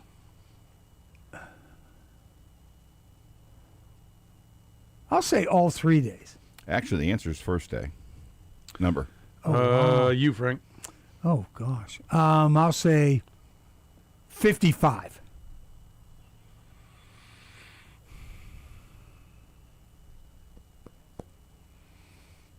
No, 54. 45.9, which is amazing when you consider that the first day is in the other two. Yeah, it's true. That's how few people. 45% watch the first day, but almost nobody watches the next two. Yeah. Royals, Chiefs not having a second pick on Friday, probably hurt. How would you rate the first renderings of the Royals' new stadium? I said consider location and structure. 6 or better, 5 or worse. I think they sort of like that. I'll say 6 or better. Yeah, I'll say 6 or better as well. Number?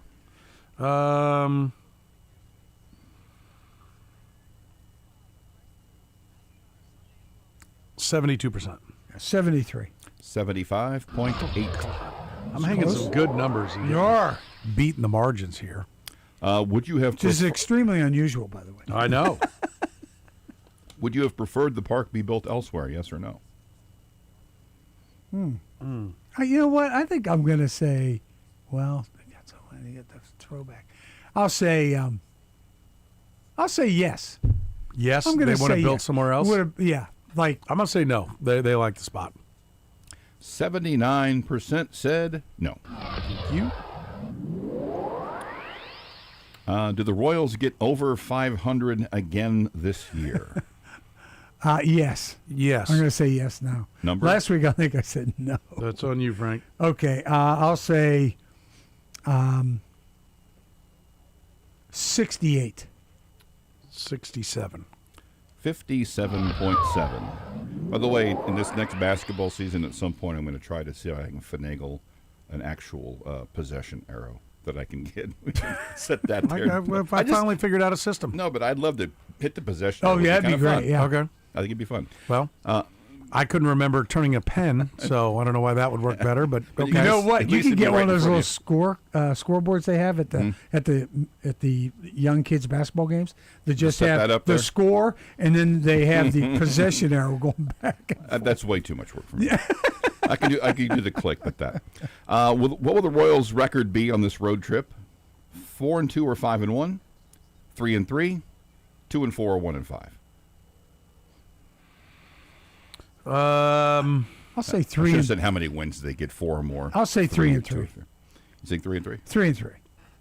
It's either that or 4 and 2. I'll go with the 3 and 3 as well. Number? My turn. Me. Oh, you. Okay, go ahead. That's right.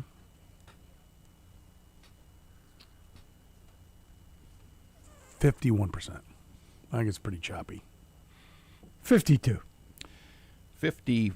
Oh, God. My God.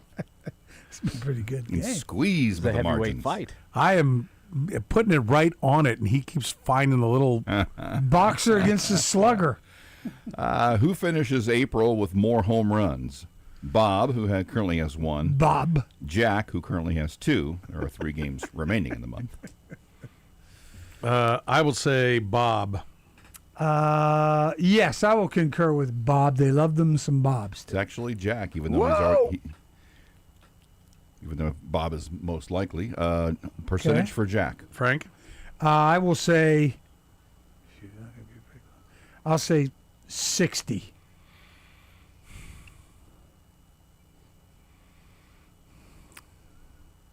$59. 64.9.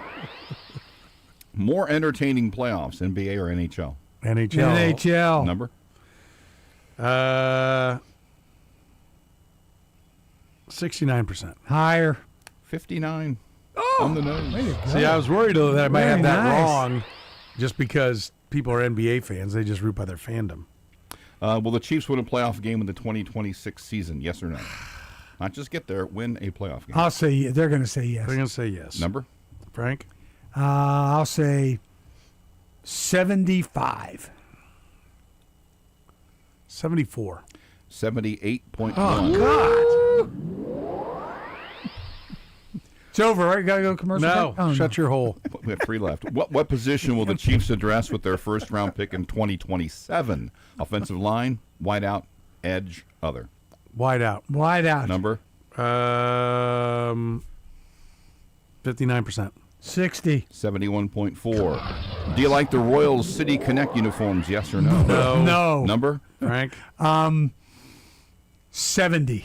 71. 66.7. Oh, come on. Go ahead, keep rolling. No And commercial yet. finally- Wait, what? No break? What? Tyron Stokes, hour and a half away. Who does he take? Kansas or Kansas. Kentucky? Number? Kansas. Okay. It's your turn.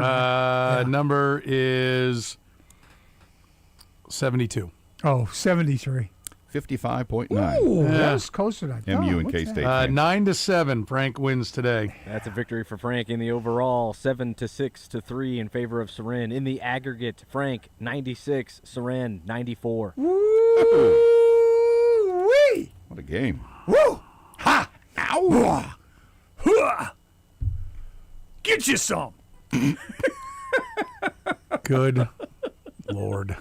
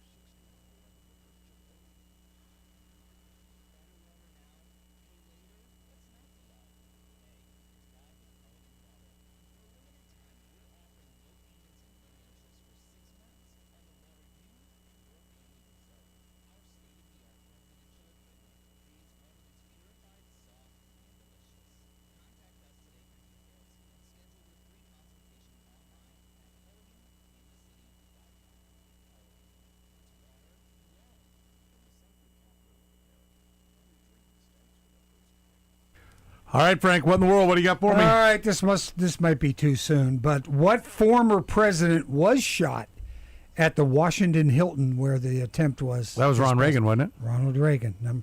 Okay, who's visiting the White House this week? Many school children.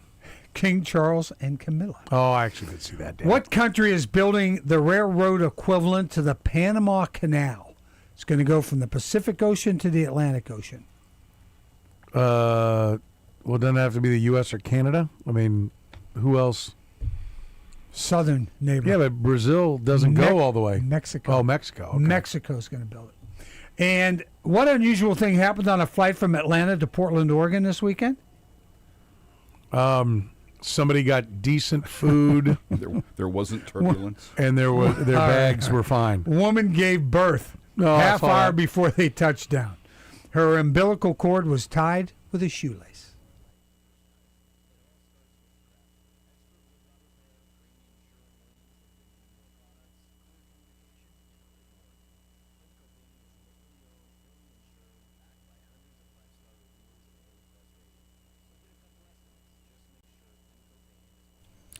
You are now free to give birth.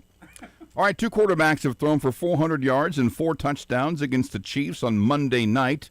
Name either one. Brought to you by La Feta Delicatessen.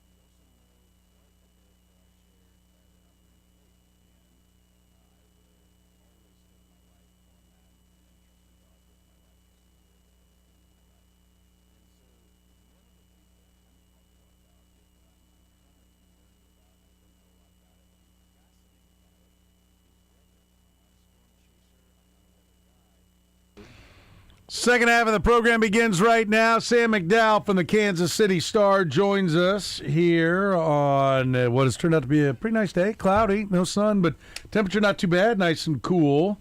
Sam's appearance brought to you by our friends at All Weather Decks, Kansas City's best when it comes to building your outdoor living spaces. All Weather Decks and relax. You can find them online at allweatherdecks.net. 24-time winner of the Angie Super Service Award. A-plus rating with the Better Business Bureau, and only 6 or 7 weeks away from getting your project started. What are you waiting for? Go to allweatherdecks.net and relax. Sam, how are you?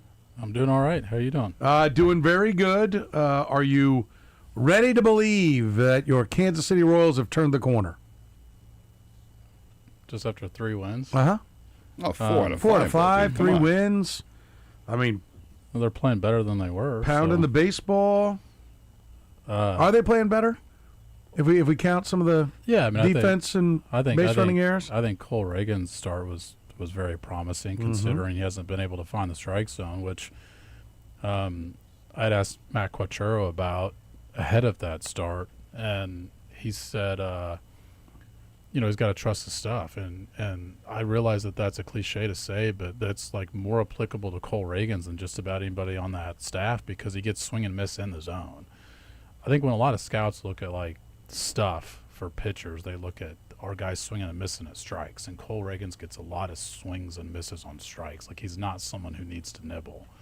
And he had the past couple starts with 12 walks in the last 2 outings, and then 11 strikeouts despite not walking anybody. Like, it wasn't like he was getting them on the corners. The guys were swinging and missing in the zone.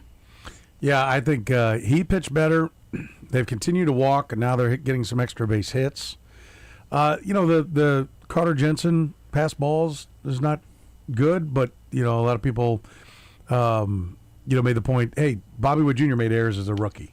Might be just something we have to live with for a year and hopefully settles down later. You can't knock what he's doing with the bat. Jack Caglione's starting to hit the ball hard, not just get on base.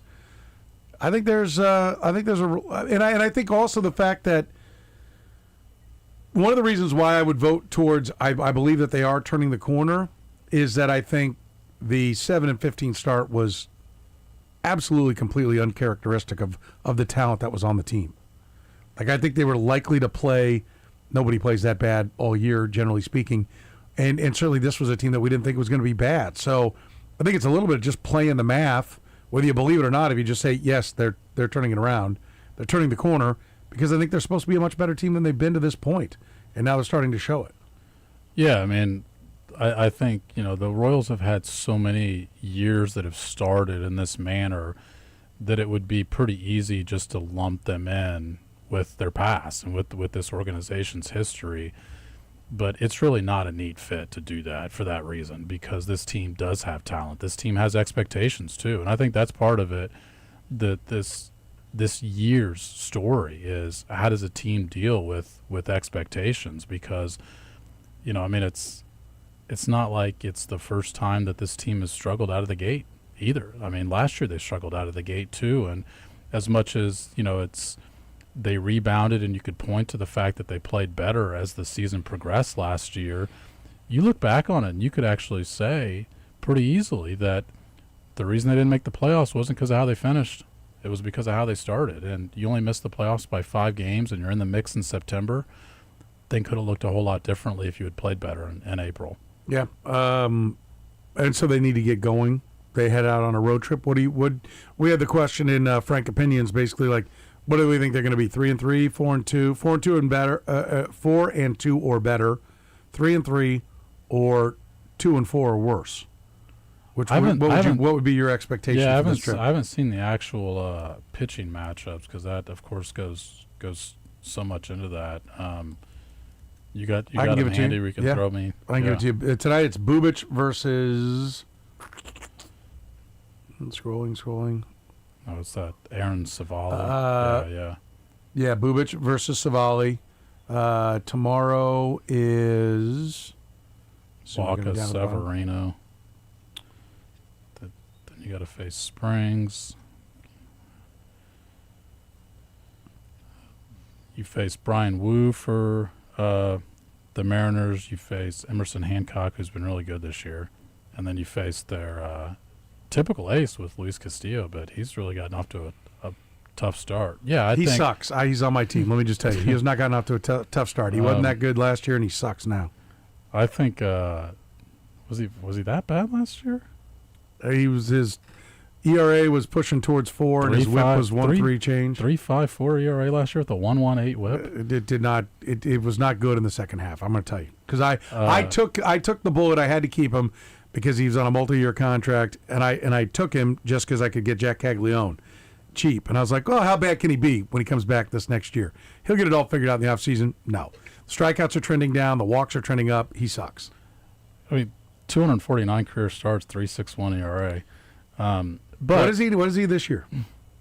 As I said, he's gotten off to a rough start. That's what I call it. But I called it uncharacteristic. You think it seems to fit? No, right I think now, it's the trend of where he's going. I think he sucks. I think he's done. I think it's a disaster. I think Dennis Clouder hoodwinked me. Now we're getting to where. Yeah. I was happy to get Caglione, but I'd say 3-3 sounds about right. 3-3. Yeah. Are they above 500 again? That's a good question. Look, I think before the year I thought that 82 to 85 range sounded about right. So if they go that way the rest of the year, that still doesn't get them above 500. I don't think that, of course, I don't think that they're a 393 win percentage team, but I'm going to say no to that, actually. See, I said yes, but I was more bullish. I had them winning 88 games. I think they're better. I thought they were better coming in than you did. Not much, but yeah. No, but I mean, as we talk about, when you're on the plus side, you got to win all the games you did and then more. I mean, it's not so. But I would say that I'm confident the bats are. I still think the bats are going to be fine, and the offense is going to be fine. I think the starting pitching is going to be fine, about what we thought. I don't think it's going to be better like it came out of the gates feeling. I think it's going to be what we thought it was. I am worried that the bullpen. Absolutely, yeah. That's the hard part. Yeah, I mean, I don't see the cavalry that's coming. I agree. They're still second worst ERA in baseball. Bullpen ERA 5.75 ERA this year. So I agree with you. I mean, you say you don't see the cavalry come in. We'll see what Estevez gives them. I don't think that you should just anticipate he's going to give you what he gave you last year, though, which is why I agree with you. I think the biggest concern I have for him is the bullpen. And at some point, if you look, I mean, right now, the Royals have had this weird dilemma, and I say weird because it's the first time they've confronted in a while, to where really they had more than 5 starters in spring training, to where I felt like some of their guys who didn't make their rotation could have factored into other major league rotations this year. At some point, if you're healthy, after the All-Star break, something like that, do you start supplementing your bullpen, even long before that? Do you decide that you need the help in the bullpen more than you need the insurance as starters? And so start pushing some of those guys in there. Well, yeah, I mean, you got to have at least one down there ready to go for if somebody drops. And right now, Bergert's on the shelf. Yeah. I think Avila's a reliever. I don't want to see him back. He's the guy I'm talking about, though. I mean, someone like that, dude, where you're starting him. And but for me, that's been part of the plan all along. Like, part of my bullpen plan was that they would bring him up and he would assume the 7th or 8th inning. So the longer he's not doing that, the further they are from being the bullpen I think they can be. But, I mean, I think the question is, do they have to go with a Kolich or I don't think it's going to be Berger. I don't think they're going to mess around with him. Not if he's even pitching anymore this year. But otherwise, there's one other guy, I forget his name. It's kind of a recent, been striking guys out. That's in AAA. Otherwise, you're asking somebody to come clear from AA, which happens. I mean, Trey Yosevich is going to start tonight for the Blue Jays, and he started last year in A-ball and then was striking out 12 guys in a playoff game as a starter, not even as a reliever. Yeah. So guys can come, from a ways. There can be some guys we're not thinking about. I don't think it's going to be Shields or Churio, but maybe there'll be some more help. Where do you sit on the manager should be questioned? In what aspect? Just we overall? get many people saying it's time to fire him. The Royals could do a lot worse than Matt Quatraro as the manager. No, I think that's reactionary to just a couple of bad weeks. I think that's about the kindest way you could put it. Would still be accurate, even if you thought it should be stronger. Our reaction is more like, duh. I think the foolishness of calling for firing Matt Quatraro now. Now, that being said, I think you haven't watched many other teams play if you think he's a Batman. Agreed. Just past teams play. Yeah, right. I also would say, though, that the group that does think that got some ammunition when the Red Sox and Phillies fired their managers. Yeah, but you see the react. I mean, the Cora one's interesting because all the players seem to hate it, and then the Phillies tried to hire him. Yeah, that's the crazy one. No, so who can we get to take this job? How about the guy that just got fired? I wonder if the firing was like, oh, good, we'll just call Cora. He'll want to do it. Oh no, he doesn't want to do it. Oh damn. Oh wow. Can we? Any takebacks? You know? Yeah. Can we take back the firing? You all right? You don't have to get all choked up about it. Some didn't go down right. Yeah. We're not on video, are we? Yeah, we are. Yeah. Have you left the facility yet? Yeah. Rob Thompson. Boston strikes me as a front office trying to alleviate pressure from itself. You strike. I get choked up. Wow. Is this I'm just going to make fun of you. I'm just going to go, you strike me as a guy who going down the wrong pipe was a contagious thing can't somehow? Get yourself together, and then I almost just transferred across the desk. Choking my own spit there for a second. You all right? Still working my way back. It's amazing what a couple drops of water down the old trachea can do. Not good. Definitely got a direction it's supposed to go. Do you think Jack Caglione has turned a corner? Yeah, I mean, mindset-wise, and Vahe Gregorian for the start wrote a great piece on just his mindset this year that I thought really clued you into not only where he is now, but like how bad it was last year. And seeking therapy and things of that sort, but also like quitting therapy because he just kind of felt like there were no answers. And I just think he's in a better space now to handle the struggles that he did a year ago. So I know that he hadn't hit a homer yet, but I kind of have always thought that Caglione, yes. I know at one point that he hadn't hit a homer yet, but even at that point, and I mean, heck, he was the last position player I think in baseball, qualified hitter that had an RBI at that point, and I just always felt like he would get it going at some point. Now, I think some of this is like, what hitter are you trying to be? And to me, with Caglione, it's like, I want you to try and hit 40 home runs this year. I want you to pull the ball in the air. And if that winds up being like a condensed version of like what Cal Raleigh gave the Mariners, to where you might hit 230 as an expense of hitting 40 home runs, so be it. I just think that's the type of hitter where he fits best. Or the Phillies, my guy, Schwarber. Kyle Schwarber. Yeah. You know, grip and rip. I don't think Schwarber. I agree with that, but I don't think he's got the pitch selection that Schwarber does. Like Schwarber walks 100 times a year too.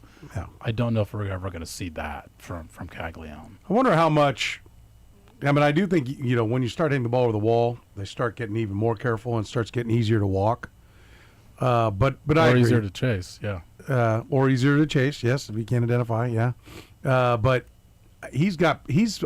has been in the minor leagues a pretty good bad ball hitter, which to me means he's probably not going to develop that kind of eye.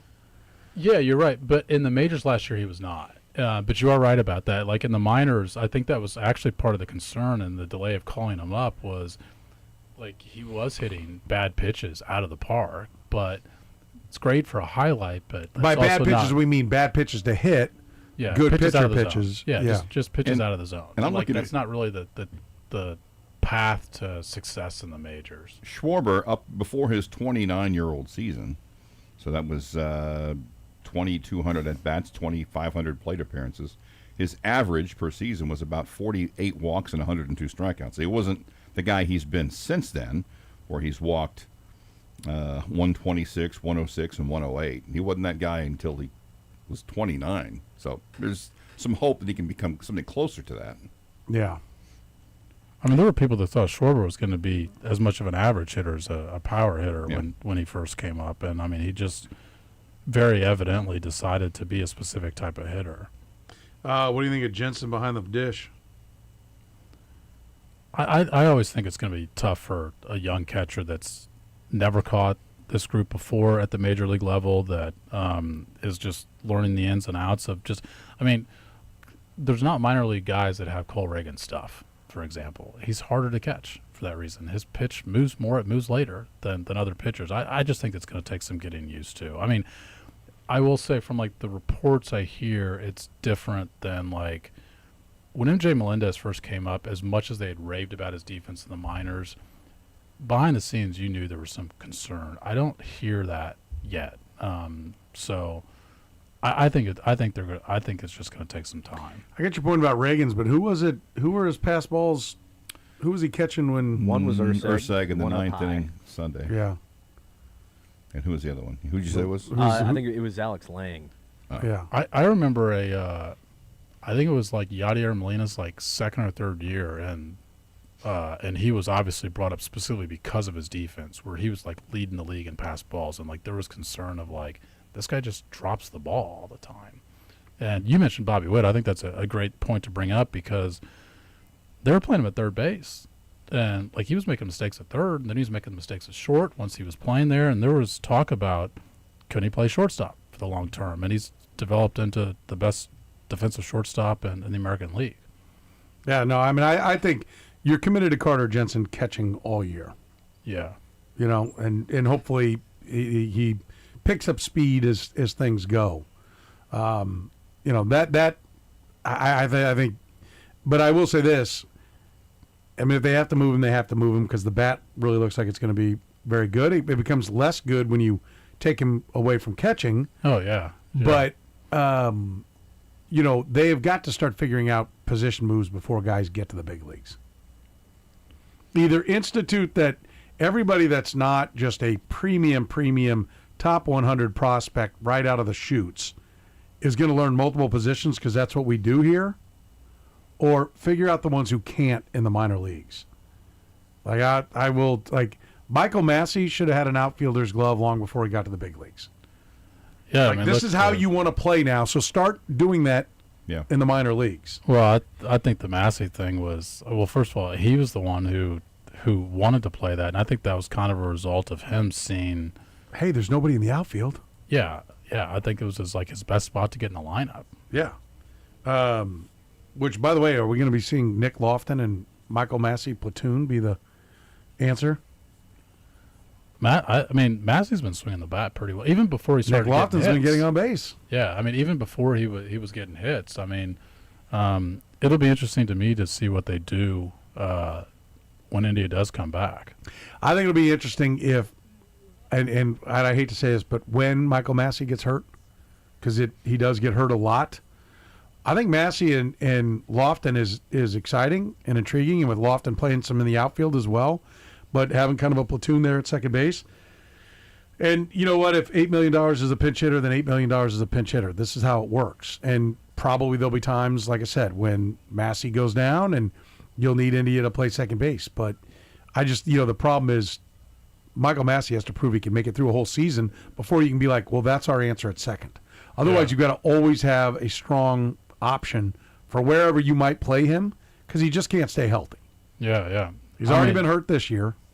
Yeah, I mean, and I remember talking to him at the onset of spring training last year, and just the fact that some of it was learning to play through pain. And I don't mean that as like a lack of toughness thing. I think that can be construed as, wow, this guy's soft. But when you feel muscle pain, you worry about injuring it further because you should hold back when you feel muscle pain. And some of that was part of the battle that he had to go through of, you know what, I'm in pain, so I just got to play through it and just try and be myself and not worry about, is this going to get injured further? So I think some of that for him was a mental thing. By the way, I was looking up some defensive numbers on catchers. There's 30 guys that have at least, 37 guys that have at least 50 plate appearances at catcher this year. Jensen's 29th out of 37. And Fangraph's defensive WAR, Salvi's 22nd. Man, there's some bad defensive catchers out there this year. Gary Sanchez from Milwaukee, minus 2.7 just on the only people that think Gary Yikes. Sanchez can catch are Mr. and Mrs. Sanchez. Yeah. The Brewers don't even think he can catch. Not They that I've just looked at the have numbers. cornered themselves into they have no other choice because he can't catch. Cal Raleigh, number 1. Quite a bit. Nice when the guy's pretty good back Freddie, there. Freddie for me, number 6. Freddie Fermin can play. But they're using Luis Camposano. What's Freddie hitting this year? 170. Yeah, because Luis Camposano, he's playing more and more for the Padres. And he can hit. I don't know if he can catch, but he can hit. So they're trying to, same thing that was kind of going on here with Salvi. And no homers, by the way. No homers, 170, slugging 234. Is that good? I think he's been trained to start slow in April, pick it up after that. It's part of the plan. It's part of the Royals. Just take April off. The Royals plan that's still there with him. Yeah. So Carter Jensen, we're patient. Caglione, patient. We think it's coming around. I do. I think it's coming around with him. What else? What are the other need problems? As far as the yeah, I really thought. Well, you said as far as the bat, I think the biggest question with them is what's going to happen with the bullpen. But, I think when you look at the lineup overall, you're going to wind up as the season progresses talking about the same thing that we've talked about the last 2 years, which is what are you getting out of the corner outfield positions. And Isaac Collins, I still think when we look back, that's going to be a well-intentioned, good process move. Not a lot of sample size though for his success. Obviously, he just played his rookie year. So my point in saying that is I don't know if there's enough foundation for us just to say he's going to be what he was a year ago. Well, I think the fact that the Brewers would throw him into a deal. I mean, I think the Brewers know what they're doing. So, like any trade you make with the Brewers, as soon as they go yes, you go, oh, hold on. Yeah, I will say yes. I don't. I mean, I know that Zerpa became like the object of like complaints about when the Royals would blow leads a year ago. The guy was just absolutely lights out against left-handers. Mm-hmm. Like it was hard to find someone who got left-handers out with the regularity with what he did. So well, the Brewers think he can start. I mean, my point is like it wasn't nothing. Like you're gonna have to give up something to get on Hal Zerpa. Yeah, no, I agree. But I mean, the Brewers see him as a starter. That's I think. I mean, I've been told that was their plan. But Isaac Collins, I'm with you. I like the way you put it. That the process was sound, right? So I don't think we're ever gonna. But the idea that he's going to be the everyday left fielder for 6 years, I think, is unlikely. Yeah, I agree. I mean. I think at the very least, it obviously remains to be seen. That's my point. Is like just 1 year is not enough for us to go on and say, "Hey, this guy's going to figure it out." And he hasn't been terrible. I mean, no, he's got 346 on base. Yeah, I mean, he walks. I mean, that was part of the process that we're talking about. Is that they were looking for guys who at least got on base more at the bottom of the order to give the top of the order more RBI opportunities. I mean, they're best 4 hitters last year, which is their top 4 hitters, still their top 4 hitters this year in terms of rank the order. They all ranked in like the top 40 of hitting with the bases empty last year. Like the bottom of the order just did not get on base enough. So I mean, it would be great if Collins actually hit his way on base with more regularity, extra base hits. He only has 1 double all year, but they keyed in on his on base. Like that was the attraction, and that's the part that made a lot of sense. He's on pace for 59 walks, which would mean that Carter Jensen's on pace for 59 walks. It's got to be more than that, right? He's got 10. Isaac Collins has got 10. Carter Jensen's got 10 in 28 games. They haven't played 28, but that's how many the Royals have played, assuming that they're deployed the same way they're deployed. Yeah. But there is then Lane Thomas with 11, Michael Garcia with 12, 14 for Bobby Witt, and 15 for Vinny Pasquantino. This will be by far the most walks that a Royals team has had in quite some time. Yeah, I mean, so on the face of it, that's a good thing. But I also think that part of what the Royals have gone through in the first month of the season, they need to be asking themselves if they're just taking pitches for the sake of taking pitches. Yes, agreed. Or if they're taking the right pitches. My hope is that, yes, they've had problems and they've taken too many pitches along the way here, but that they'll find the happy medium. Yeah, I mean, one of the keys and all of that is to swing at the pitches that are right down the plate, and like the Royals let a lot of those pitches go. So, and they've done a better job of that recently, though. But you would agree it's a process if you're going to fundamentally change how you do things. Yeah. Is Alex Zumwalt's seat still warm?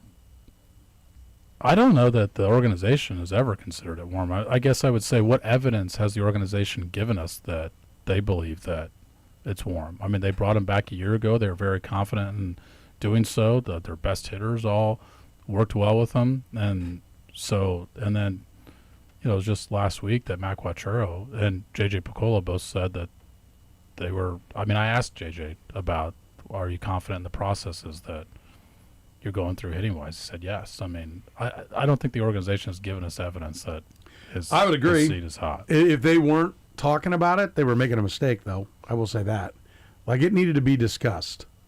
Not like, here's our plan, but it needed to be like, all right.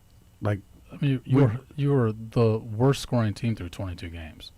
You have to be asking yourself about your processes when you're scoring 71 runs in 22 games. Yeah. Now they've scored, what is it? They're averaging over 7 now in their last 6 games. I think they have 48 runs in their last 6 games. So now all of a sudden they're the best offense in baseball. Yeah. By the way, I'm just looking at some numbers. You mentioned the pace for walk. They're on pace for 601 walks.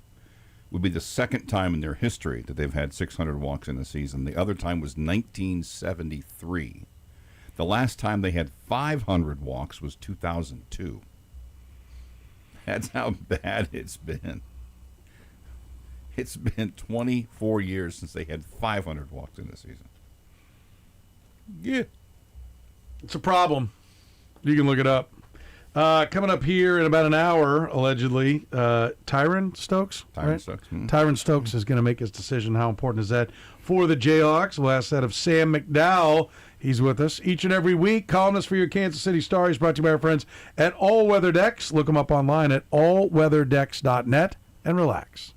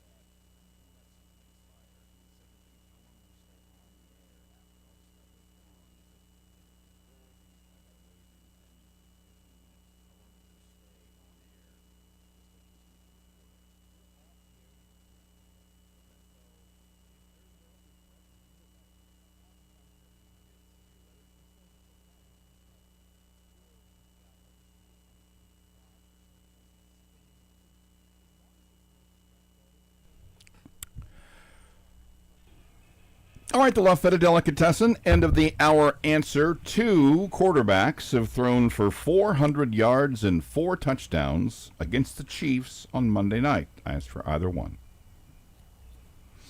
One NFC, one AFC. Has thrown for what was it? 400 yards, 400 yards, 4 TDs, and a Monday night. Jared Goff. Yeah, Jared Goff. Jared is Goff one for sure. And then AFC, not a known guy. Not a known guy. Was the backup for a known guy who may have won the MVP that year. Or co-MVP. Billy Volek? Billy Volek of the Titans. By the way, I didn't get that. Yeah. We played that game last break, and Still I was fun. not getting Billy Volek. Still fun. Did get Jared Goff, but did not get Billy Volek. Goff 413, 4-0, no interceptions. Volek 426, 4-0, and a 49-38 win. Sam walked who in was he while we backing were- up? Lost. He was, Steve McNair. Steve McNair, yeah. And I said, it's Chiefs the won that tractor game, guy. actually. It's the guy on the tractor.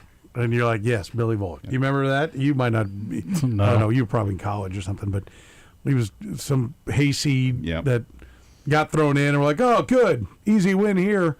Billy Volek, and he goes for 400. And Chiefs won that game 49-38 behind 244 yards. 3 scores from our friend Trent Green.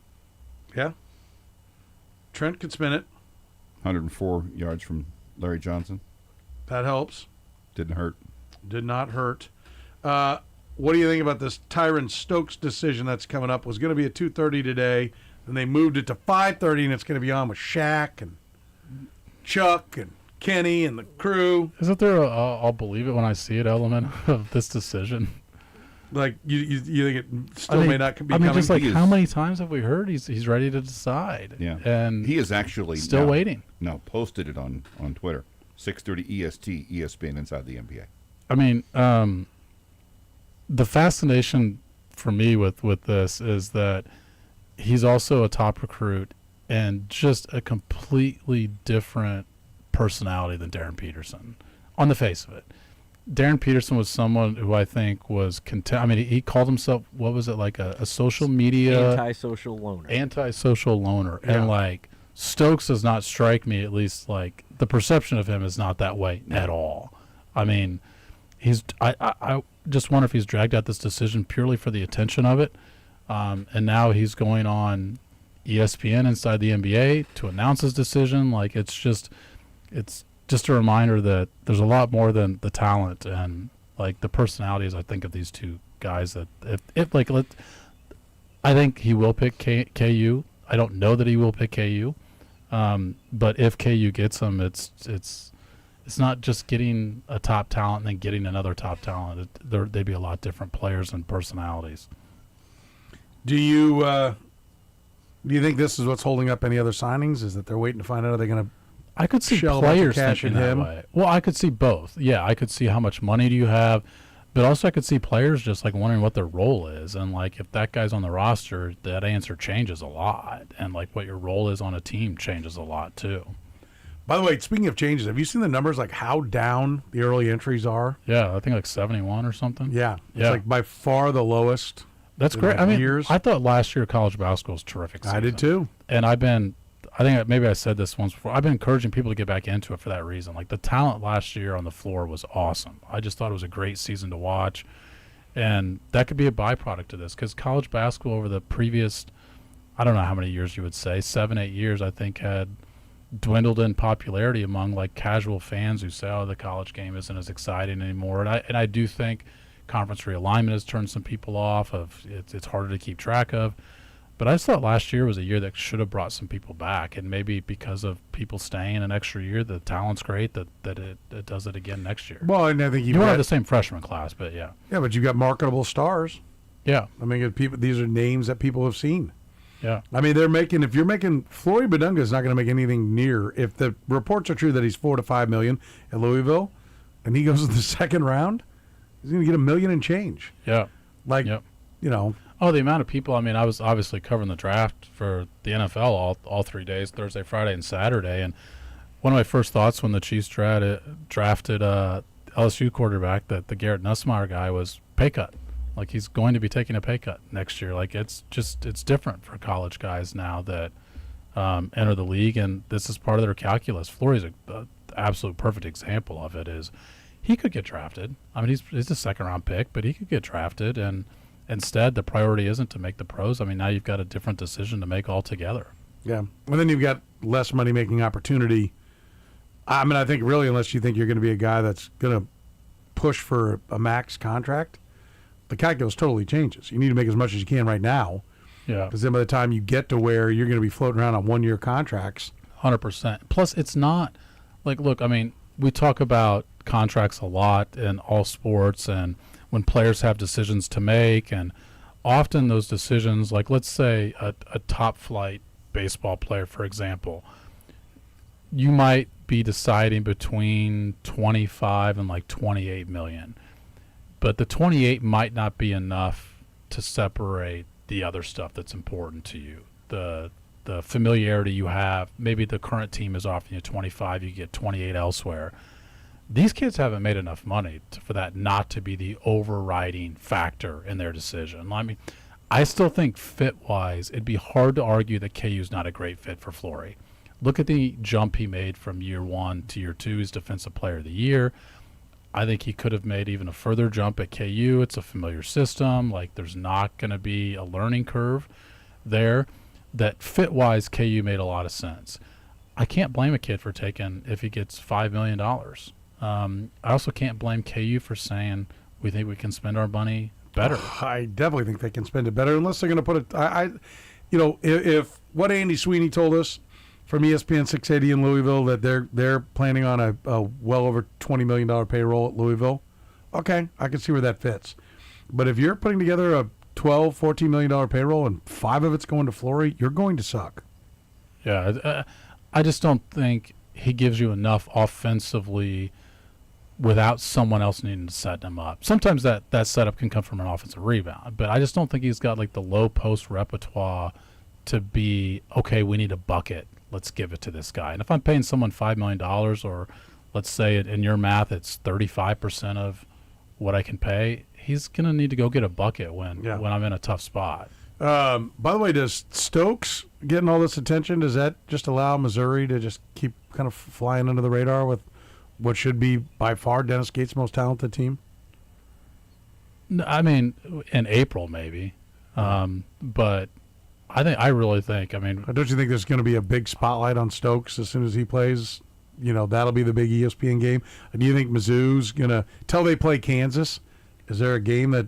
Nationally, yes. First of all, we know his schedule will have Kansas and Illinois as the only teams you've ever heard of before he goes into the SEC. Yeah, I think that answer is different for nationally versus locally. I think nationally, yes. Locally, I just think the people around here are smart enough to know that the pressure's on for Mizzou to get something done this year. Okay. Because the roster is better than he's had. And, I think you could argue that there's been years where they've underachieved in the roster, and this year there's going to be absent the excuse not to be really good. Are they absent excuses at One Arrowhead Drive? We'll talk about it with Sam McDowell next here in the program. Joins us each and every week here in the program. He's brought to you by our friends at All Weather Decks, Kansas City's best in building your outdoor living spaces, whether it's a deck, a patio, screened-in porch, outdoor fireplace, fire pit, you name it, they build it. They'll start it quicker than anyone else, finish it faster, most importantly, build it better. A+ rating with the Better Business Bureau. Find them online at allweatherdecks.net and relax.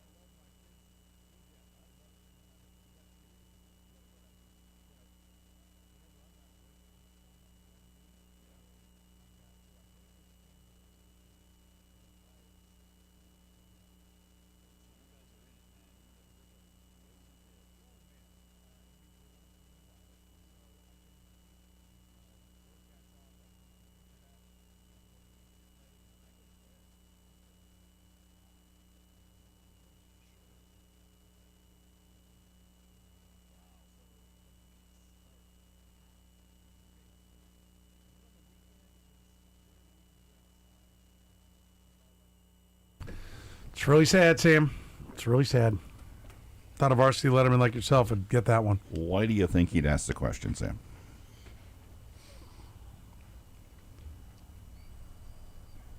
I don't know. Really? LSU? No. We'll move on. Part of that's right. You got a letter too many, but, No. you know. Take L off of it. There's lots of colleges that. Why would he ask that question? Oh, Syracuse. There you go. Yeah, boy, that was a long trail to get you there, man. You were saying about common sense earlier? I don't pay attention to Syracuse at all. Nope. It is the program here on Sports Radio 810 WHB. Sam McDowell is with us. So it's all fixed now for the Chiefs? Ready to roll? Yes, every need filled. Yep. You know, one of the things number one in the power poll. One of the things when I thought very important to be number one in the power poll this time of year. That I thought stood out, like as the draft progressed, is how many needs they had, and yes, because they didn't take a wide receiver in the first 2 days, didn't take them in their initial pick in the 4th round, but just go through the first 2 days. They didn't take a wide receiver, and there's a lot of panic about them not taking a wide receiver. I thought they should take a wide receiver too, but if they hadn't taken a D tackle, everyone would have said, you got to get a D tackle. Mm-hmm. If they hadn't taken an edge, you all would have said, you got to get an edge at some point in this draft. And I don't know if cornerback rises to that same scale, but only because they've developed late round draft picks at cornerback. So while you just would assume that they could get another starter there, which is not an assumption you should make, because, by the way, they've missed on quite a few late round cornerbacks as well. But it just shows you, like, the gravity of where this roster was last year, and you point back and say, oh, yeah, that team went 6-11. They are good at finding the defensive backs in the later rounds. They're like 50%. Because L'Jarius Sneed was a 4th rounder. Which is a great number. It's a great number. Yeah. L'Jarius Sneed was a 4th rounder, and Josh Williams was a 4th rounder. Yeah. 1 out of 2. Najee Johnson was a 7th rounder. So was Jalen Watson. Well, 1 out of 2. You've got like Kamal Haddon. There's more group. Nick Jones. Nick Jones in that group. Yeah, I mean they've whiffed on some of these guys too, and you're certainly, just like everyone else, more likely to hit on your top picks. They've just been more likely than the rest of the league to hit on the back end of it too. What do you think the biggest needs are now? Wide receiver. Wide receiver for now or for now and the future? Both. I agree. Yeah, present and the future is wide receiver. I think present. There's no receiver out there that's going to come in and save the day, though. No. I mean, like all the talk is about like Juwan Jennings. And first of all, he's never like his best year, which I don't know why you'd think you'd get his best year out of him, has still not been like a pro, even anywhere near a pro. It hasn't even, what's it been, like an 800-yard season or something like that? He's a personality. Yeah. We talked in the last segment about personality. He's a personality. But yeah, I think wide receiver, present and future. I'm still wondering like who's going to start in the base defense at linebacker for him. When you look at Nick Bolton, Drew Tranquill, and McDonald, like Cooper McDonald, undrafted. Jeffrey Bossa. I mean, I think it may be Jack Cochran. Will you finally play Jeffrey Bossa? This is, by the way, the reason you should have played Jeffrey Bossa last year. Oh God, yes. I think it could very well be. By the way, and they were trying to win games, and then they traded up. Yeah, yeah, that's what I said. I mean, I think it'd be like if you had won a game, you might not capital. have the guy that you feel like you Absolutely. you had to have. You might not have had enough ammunition to get there. I wouldn't even say might not. I'd say almost for sure you wouldn't. Yeah. So please note this, and don't make the same mistake in the future. I think which linebacker will be probably scheme specific. Yeah, I mean, look, you usually don't play a third linebacker, but you often you do it enough to where it's. I'm very curious who's going to be the third linebacker. Well, and I don't think you're going to, based upon where their cap is going to be the following year. I don't think Drew Tranquill is going to be back, nor based upon his age, should you be doing anything more than maybe a 1-year deal with Drew Tranquill if you did want him back, if you could get him at the right number. And it's not even a guarantee that Nick Bolton is, because that 3-year deal can act more like a 2-year deal. Yes, and so you might not really have. I think we would guess that Bolton probably is back. But there's no guarantee any of your linebackers are on your roster next year. I think the situation where they're at right now is part of the reason they traded up was because they needed a corner, and because there was no depth of corner, right? Not at the elite level. It wasn't like 4 corners went in the first 16 picks, or 3 in the first 20, like happened in the 22 draft. They didn't have 3 guys that they graded as first rounders, right? So that was part of it. But the issue is, come next year, in all likelihood, you're going to need a right tackle. You're going to need a tight end. You're going to need at least 1 linebacker, if not 2. Now, hopefully, Bossa, that would be the most ideal thing, was he steps up and grabs one of those spots. But you still need a linebacker. You're going to... You'll need a wide receiver. Need a wide receiver for sure. I actually think this speaks to where their roster so you can't was. you can't chase all those things at once. Right. We just found that out this year, to your point. Yeah. And I think, one of the things that speaks to where the roster was is that I would still put edge rusher at their need, on their list of needs too. And because like right now, your 3rd and 4th guys are Ashton Gelati, and then Felix Anudike-Uzomah is your 4th guy up at that position. I don't even know that you didn't just name 2 and 4. I'm not even convinced that the...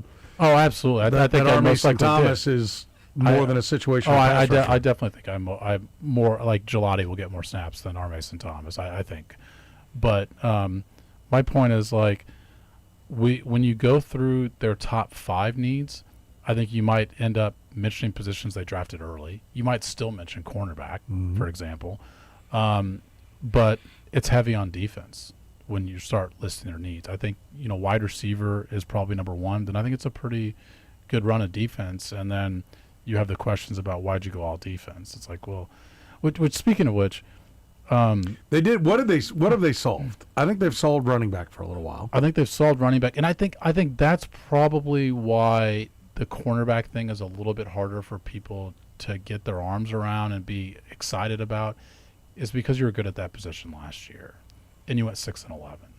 And so I think I could understand why people aren't just jacked, because you don't feel like you got better at that position, because Trent McDuffie is a Pro Bowl caliber cornerback. Jalen Watson made $51 million in free agency this year. Like, you had 2 good cornerbacks.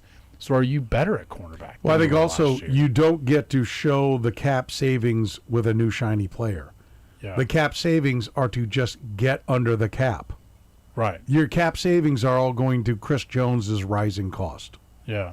Yeah, I mean, lots of players have rising costs on that roster. I mean, you're gonna. But his was the biggest jump, right? He went from I mean, 28 to 48. Nick signed 3 for like 45, and I think only like 7 of his counted against the cap last year. You're getting the 2nd year of the Trey Smith deal. You're getting the 2nd year of the extension that Creed Humphreys signed. So you've got other contracts that you've got to accommodate now that are just guys who are already on your roster. And that's not sexy, Sam. Like I said, I could understand, like, hey, do you feel like you got better at the position you just drafted 6th overall because of what you lost? But the way you got better is that cost, is because you're paying him, 10 or 11 rather than paying 30, something that Trent McDuffie got. Yeah, it was a big number, no doubt. Sam, great stuff. We appreciate it. I will talk with you tonight on a Red Golden Bowl podcast. Yep, sounds great. All right, Sam McDowell from the Kansas City Star. We'll take a break, get you the things you need to know. Then David Leski's in talking Royals baseball in the 5.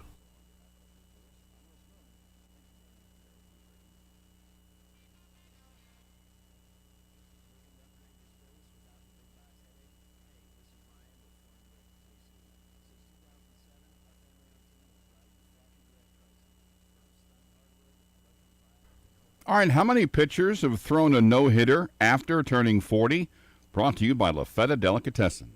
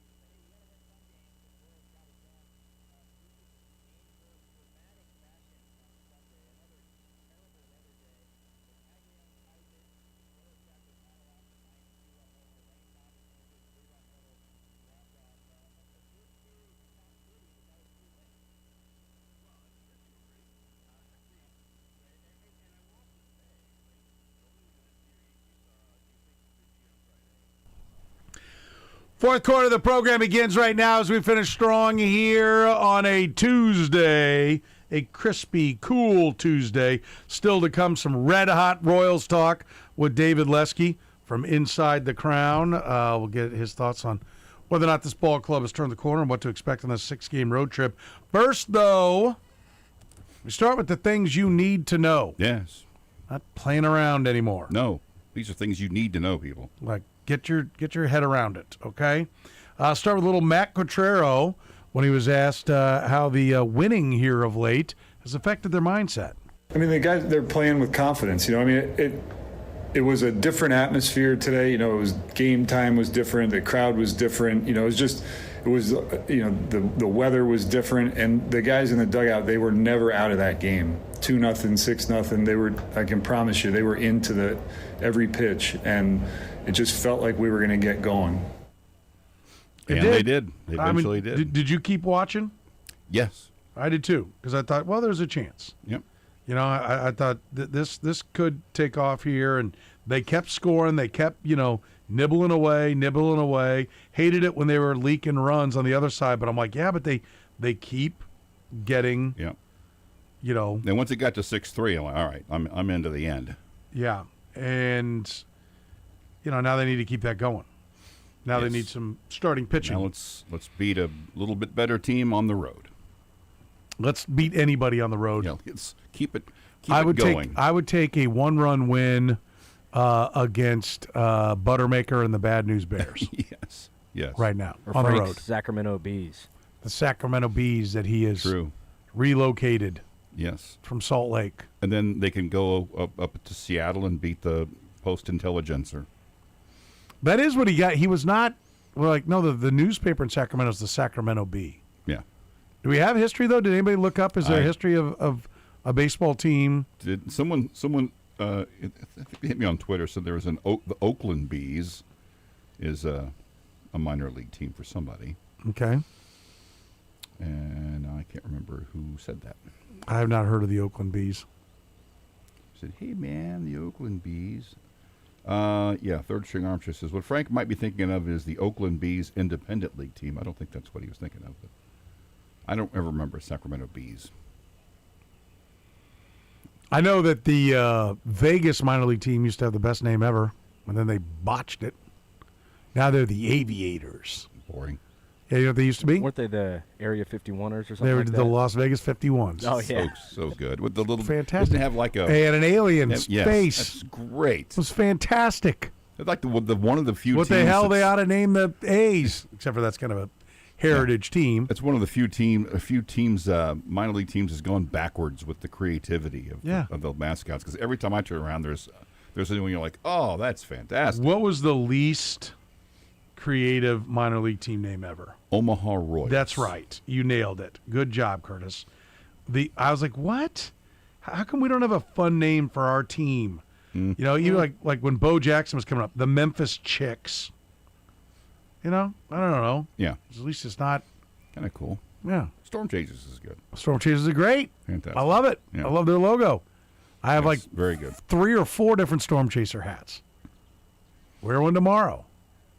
The tornado that's got the baseball seams in it. It's really great. Good. Really good. Even Northwest Arkansas has a good one. I have did I wear it the other day with the rooster? Mm. The red one, the rooster. I've seen that. A tribute to the area's poultry industry. They had a alternative hat that has a rooster on it. Someone who knows about naturals. Baseball is telling us via text that it's the San Jose Bees. I don't know who that is. He's a guy that would know. He knows. Yeah, but was that just the Salt Lake Bees? I don't know what the San Jose Bees are. I don't know. Let's check it out. All right, San let's Jose move on. Bees. Enough. This is entertaining to you and me. Frank has derailed us. Frank has derailed us twice. Yes. He derailed 2 hours. 2 different hours. It's the power of Frank Bowl. It is. Frank Bowl. Massive man. Imposing presence when he walks into the room. Mm-hmm. How about the impact of that win? Bobby Witt Jr. was asked what it did for the team. Huge. It's momentum. It's everything. That's what no one should ever give up on us, the guys that we have in here, just because of how relentless we are and just how we just know who we are. We know what type of team we are, and we're just going to keep proving that. Winning can be an infectious thing. When you have a win like this where you come back, you're down to your last out 2 straight times, and you tie it, and then you win the game. Is there anything extra that maybe you guys add a little bit more momentum, just the way that you guys won today? Any win's momentum, so that's what we're taking from it. And then, just we'll take care of this into the off day and carry it to Sacramento. He didn't want to add that there's anything to it, but getting those comeback wins, I mean, I think has to be, confidence to, if nothing else, keep you driving in the future. Yeah, because there was a time, and they, God bless them. We talked earlier about how they kind of fought to the end, but there was that stretch where it got to be 2-0, and they were like, "That's it. That's it. Game over." Yeah. And now you don't feel like 2-0's over. You don't feel like 4-0's over. It's amazing what being able to score a couple of runs will do for a ball club. Yes. Yes. When you feel like, okay, we don't have to just win 1-0. Bobby also got his first home run. He was asked what that felt like. Yeah, you always want to hit one, but it just kind of happens. Like, I'm not trying to hit homers up there, and so you go up there and you hit one, and then I'm never worried about not hitting whatever, and so you just go up there and enjoy the moment. Is it in your mind that you hasn't got over the fence yet? Not really. Like I said before, the stats on the board are all the past, and so we're focused on today, and that's all we're worried about. I'm not really worried about it. I mean, I 100% believe he was not worried at all about not having a home run. Same. I think there is 100% complete and total confidence in oneself and that man, as he should have. Yeah. Right. I can't credit the tweet, but the year that Bobby hit 32, at the end of April, he had 2 home runs. Mm-hmm. So the power surge is going to come. I'm not sure that that's right. I was thinking that last year he had 2 and finished with 23. Thought he had 4 2 years ago and finished with 32. Hadn't he had 30 twice now? I don't. Yeah, I think it's because last year it was him. No, last year he had 23. Was it? I thought he had 330s last year. Let's see. Look up Bob here. I'm trying to remember. I think it's tougher. Because I thought he went 30-49, I thought, the year before the MVP, MVP year. Yeah, he had 30 and 23 and 30 and 24. So it was the 2 years prior to that. Yep, you had it. All right. You question me again? I didn't question you to begin with. Let's keep it that way. How about Matt Quattro's view of Bobby Witt hitting that first home run? Yeah, Bobby's going to hit homers. I mean, it's not a question of, when or if, it's when, and it's just, I don't want him going up there thinking, okay, now I have one and I have to add a streak of them together. He just has to keep putting good swings on the ball, and I think he did that today. I mean, using the whole field again, right field line, to left center, so I see a lot of positives with what he's doing right now. Same. He was the first of the big 3 to kind of get untracked finally. Yeah. He was always being productive, though, before that. This wasn't a Vinny Pasquantino situation. No. He was getting on base. He was stealing bases. He was hitting doubles. But now Pasquantino's hit 3 out, so that's progress. Yeah. Matt Quattrero, talking about Jack Caglione, he hit another home run, his second in 5 games. This one came off a lefty. Well, his swing's fine. I mean, his swing's, he's got a good swing. It's what he swings at. That I didn't see the replay of where the pitch was, but it looked like it was up in the zone. And, he can handle that pitch pretty well.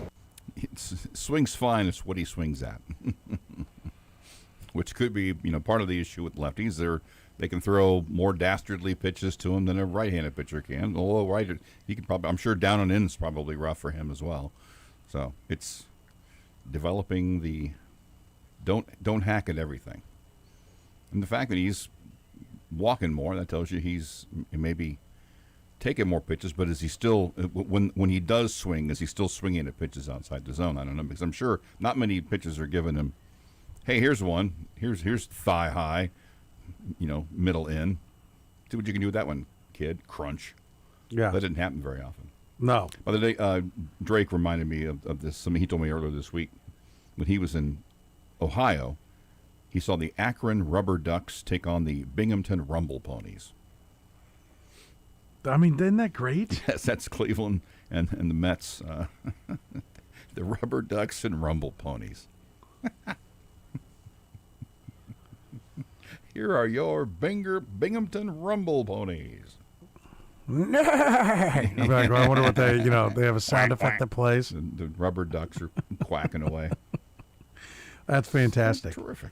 Royals back in action tonight after having last night off. Royals at A's in Sacramento, not the home of the Bees.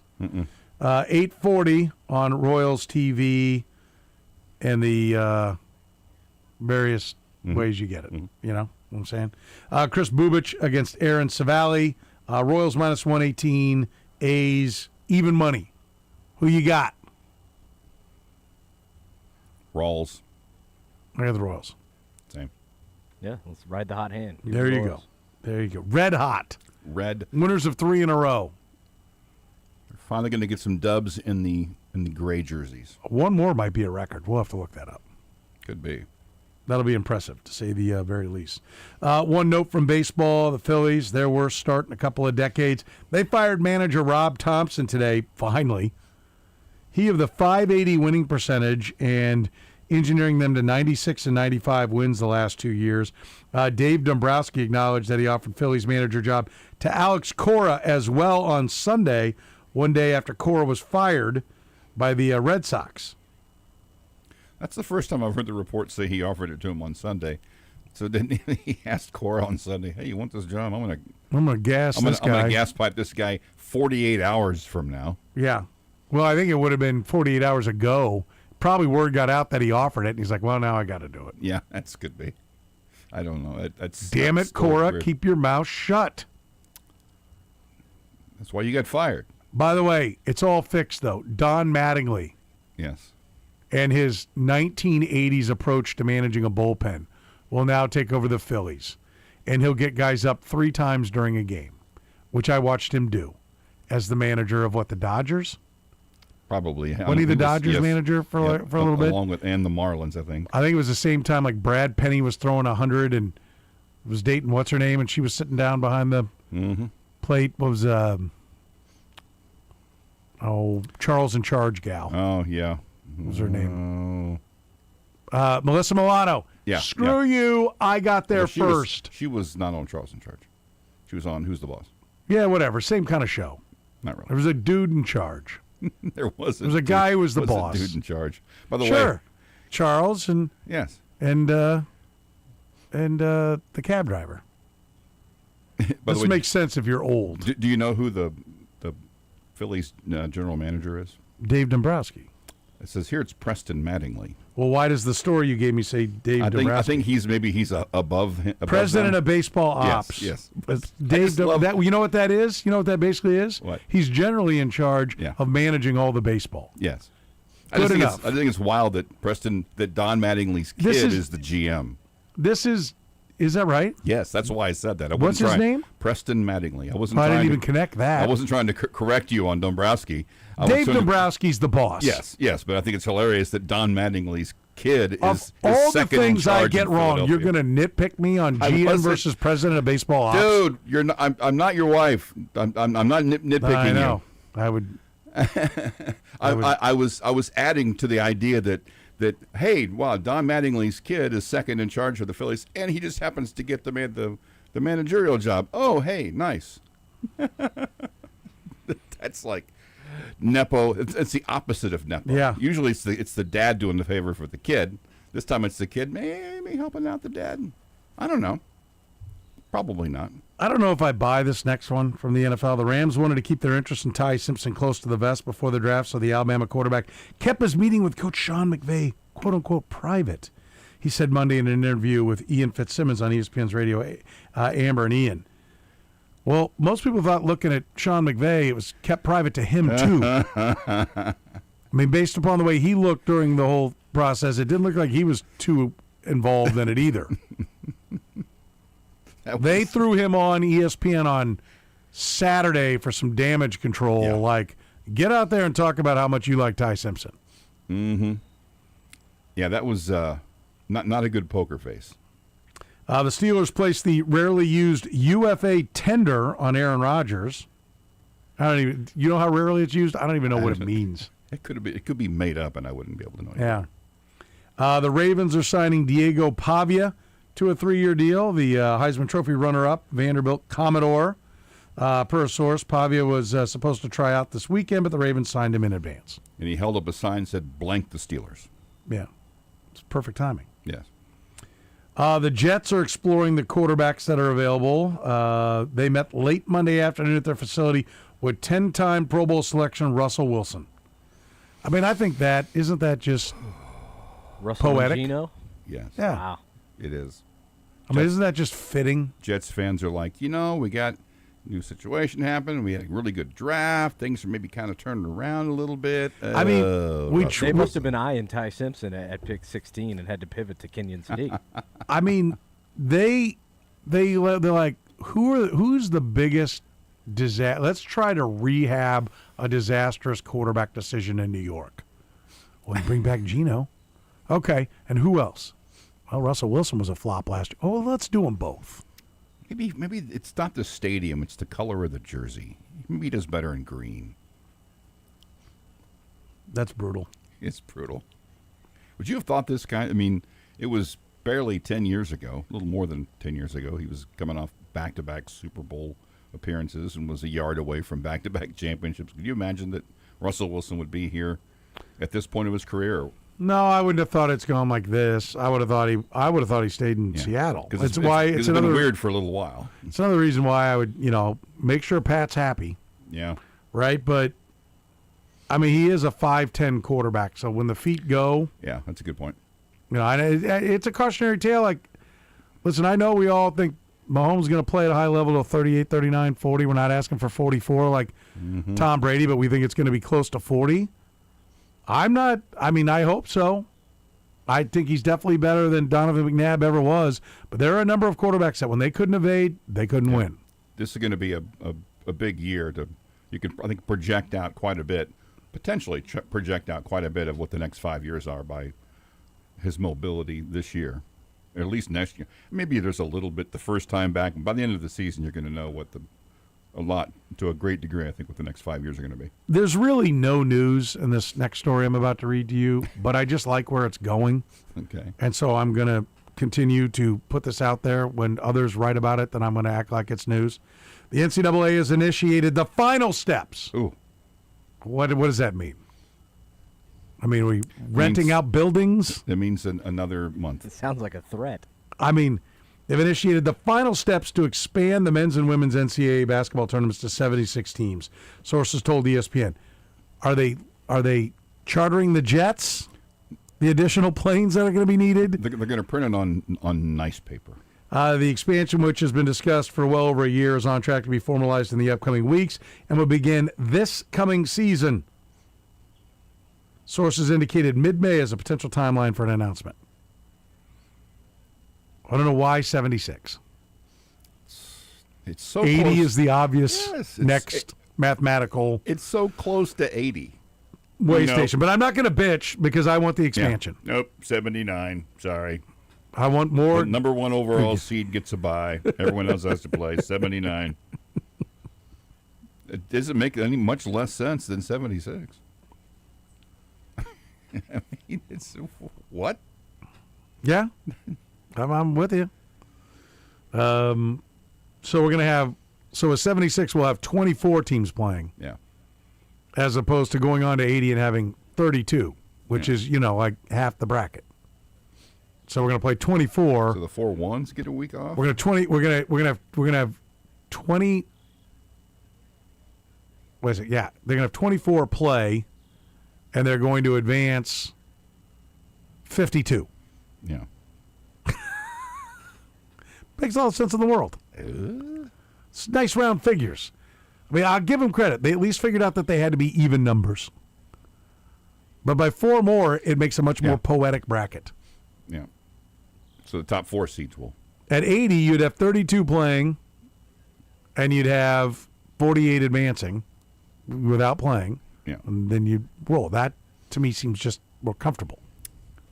But I'm not going to complain. I don't get it. More good games. I am intrigued. Are they going to add to both ends? Are they going to add to the 16s? more 16s playing? All the 16s play? 16s and 15s play? Are we going to have more of the play-ins? What are we going to do?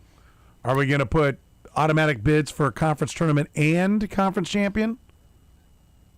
I'd be down with that.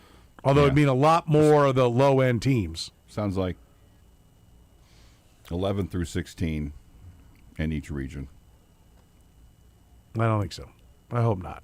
I will take a break. Let's talk baseball. David Lesky from Inside the Crown is next. The program with Soren Petro. What a dumbass. Weekdays from 2 to 6 on Sports Radio 810 WHB. All right, listen up. Do you have that dream outdoor living space? If the answer to that question is no, then what are you waiting for? Call Cass and the guys at All Weather Decks today. They are Kansas City's best. 24-time winner, the Angie Super Service Award, Best of Houses Award winner, A-plus rating with the Better Business Bureau. They build outdoor living spaces beautifully, perfectly. They start them sooner, they finish them faster, and most importantly, like I said, they build them better. They're only 6 or 7 weeks away from starting your project. Once they have the permit in hand, they're ready to go. That's about how long it takes to get the permit. If you go to allweatherdecks.net, you can see photos of their finished projects, see all the great work they do. Have you dreamed about having a fire pit? Nice crisp day like today, getting outside, enjoying some fresh air around the fire pit? That is perfect. How about an all-season room? Yes, they can even do those jobs where they extend the roof line. If you're talking about a major construction project, you need a company that knows what they're doing. For more than 16 years, locally owned and operated, that company is All Weather Decks. Check them out online at allweatherdecks.net and schedule your free consultation today. Or just call 913-206-1974. That's 913-206-1974. Tell them you heard about it right here on 810. Call All Weather Decks today. Or, like I said, just go online. Check out the map link where they've done jobs all over the metro. If you're worried, hey, do you work in my neighborhood? I guarantee you they've done numbers of jobs in your neighborhood. So check it out online at allweatherdecks.net. That's allweatherdecks.net, and relax. Helping your parents stay healthy and independent often means sacrificing your own time, missing work, rearranging your schedule, and constantly managing appointments and transportation. Kansas Pace changes that. They handle the scheduling, the driving, the paperwork, and the coordination so you don't have to do it all yourself. Your loved one gets comprehensive, compassionate care, and you get time back to focus on your life. It's support you can count on every day. Find out how Kansas Pace works at kansaspace.org.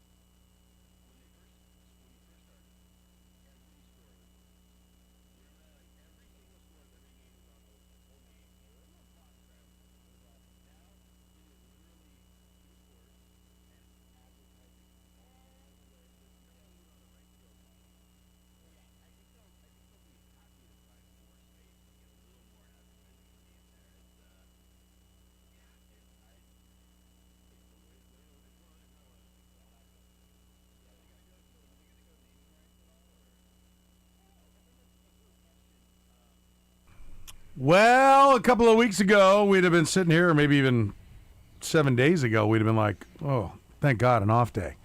But after you win 3 in a row and do it in come-from-behind fashion, you're like, come on, where's the game?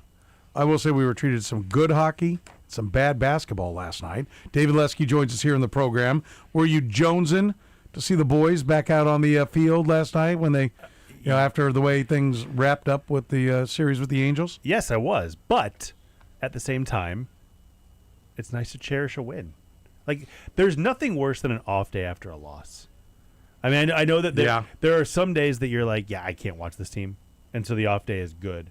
But an off day after a loss, especially if it's a bad one, it's brutal. Absolutely brutal. Well, they also got, cooperation from the Guardians. The Tigers were off, but the Guardians played and they lost. Yeah. So they picked up a half game on the Guardians. And now they're just 3 back in it. Now they're just 3 back and 3.5 back on the Tigers. The Tigers are the one that's the scary one, in my opinion. Right, agreed. But I mean, I do, when I ask the question, well, do they turn the corner, nobody wants to answer because nobody wants to be wrong, right? I asked him, and what did you say? Well, I guess we'll know. I'm like, I know. But if they win 6 out of 7, or let's say they go, what do we do? They got 7 when they come home against a tough one and 6 or so. So if they go like 10-3, we will definitely say that they had turned the corner. But that doesn't. You're not going out on a limb there. Let's go out on a limb right now. You're 13-0. Is that where you're? No, I want Kurtis to give an answer. I don't want to say. I don't want to. We'll see. I want it right now.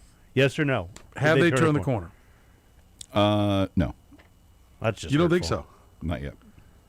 Not yet, as in you're just not ready to say that, or you really don't think you've seen enough that they're playing better ball. So are you predicting them to go? I haven't seen enough to think they have. What in the next 13 then would be what? I think they'll probably go 6-7. Okay. Maybe 7-6, but that would get them to within 5 games of 500. Yeah. I'm not so sure that 7-6 I wouldn't constitute as being part of turning the corner when it's 6 on the road and 7 against the Guardians and Tigers, right? That's what I'm saying. I don't think they have. I do think it depends on how they get there. So if they go 7-6 on a road trip and playing the top 2 clubs, that's not corner turn. 18-23.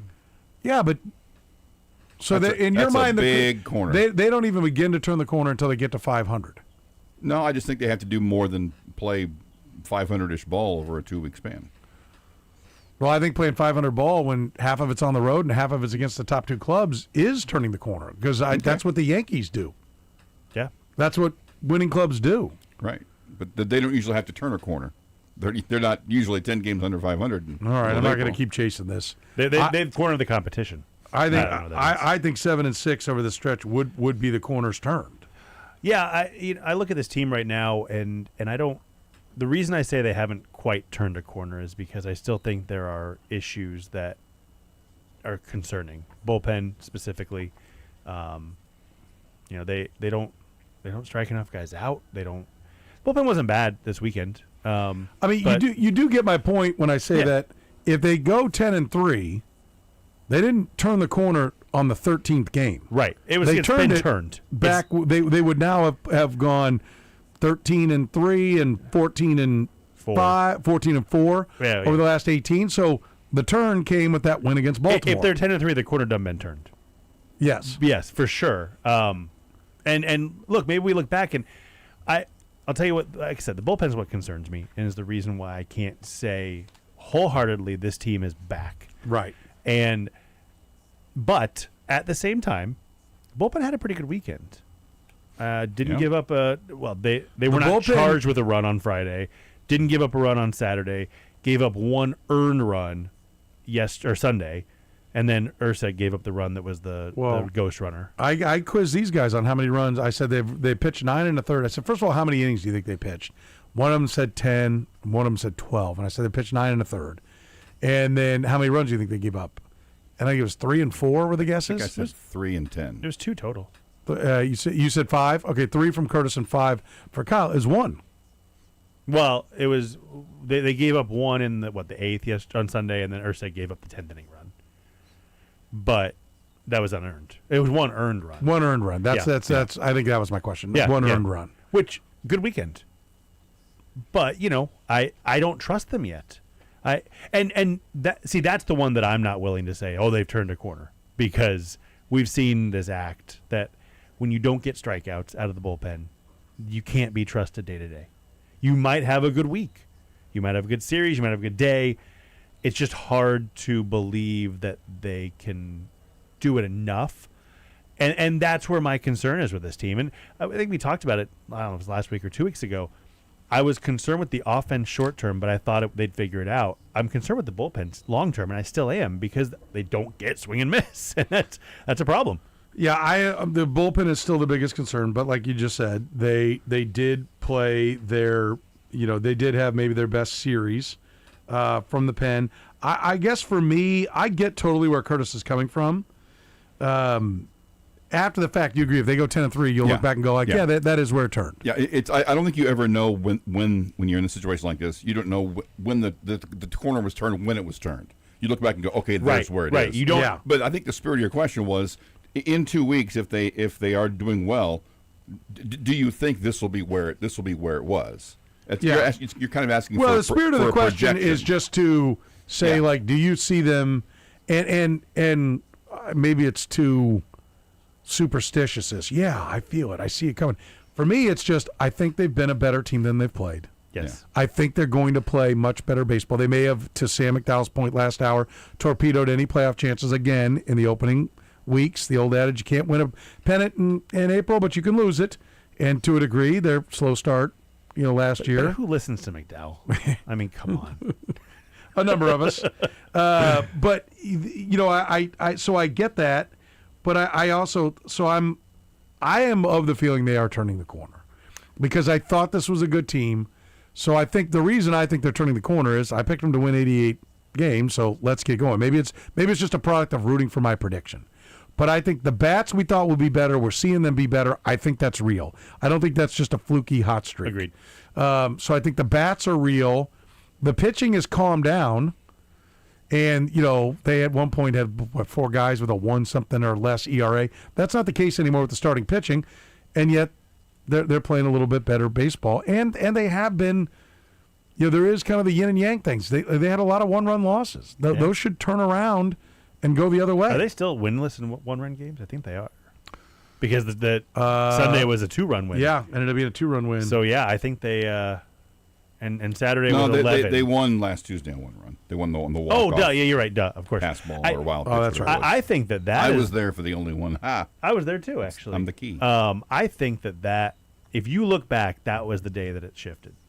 To me, is that Tuesday night game. If this all comes to fruition. That was the win against the Orioles. Yes. And it came after that horrific game on Monday. Yeah, they give up a 3-run bomb in the first, battle back to take the lead, and then give it right back. Yes. Like that is this team. And they found a way to do it again. They've been doing that. The series in New York, we talked about that. I think they're spooked. That's a problem long term, but they don't go back. They're not going to go back to New York. If they go back this year, it'll be for the playoffs, and I think we'll be okay to discuss that then. Right. But you go back to that Tigers series, they battled that whole series too. I mean, they got swept, 3 1-run losses. Yeah. The Tigers were not significantly better than the Royals. They were just enough better, which is a problem.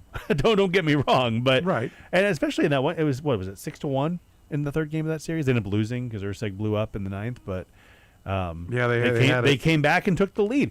They've now done this multiple times, and even on what was it, Wednesday against Baltimore? Wednesday, when was the off day? Was it Monday or Thursday? It was Thursday. So Wednesday against Baltimore, they were down and just kept battling.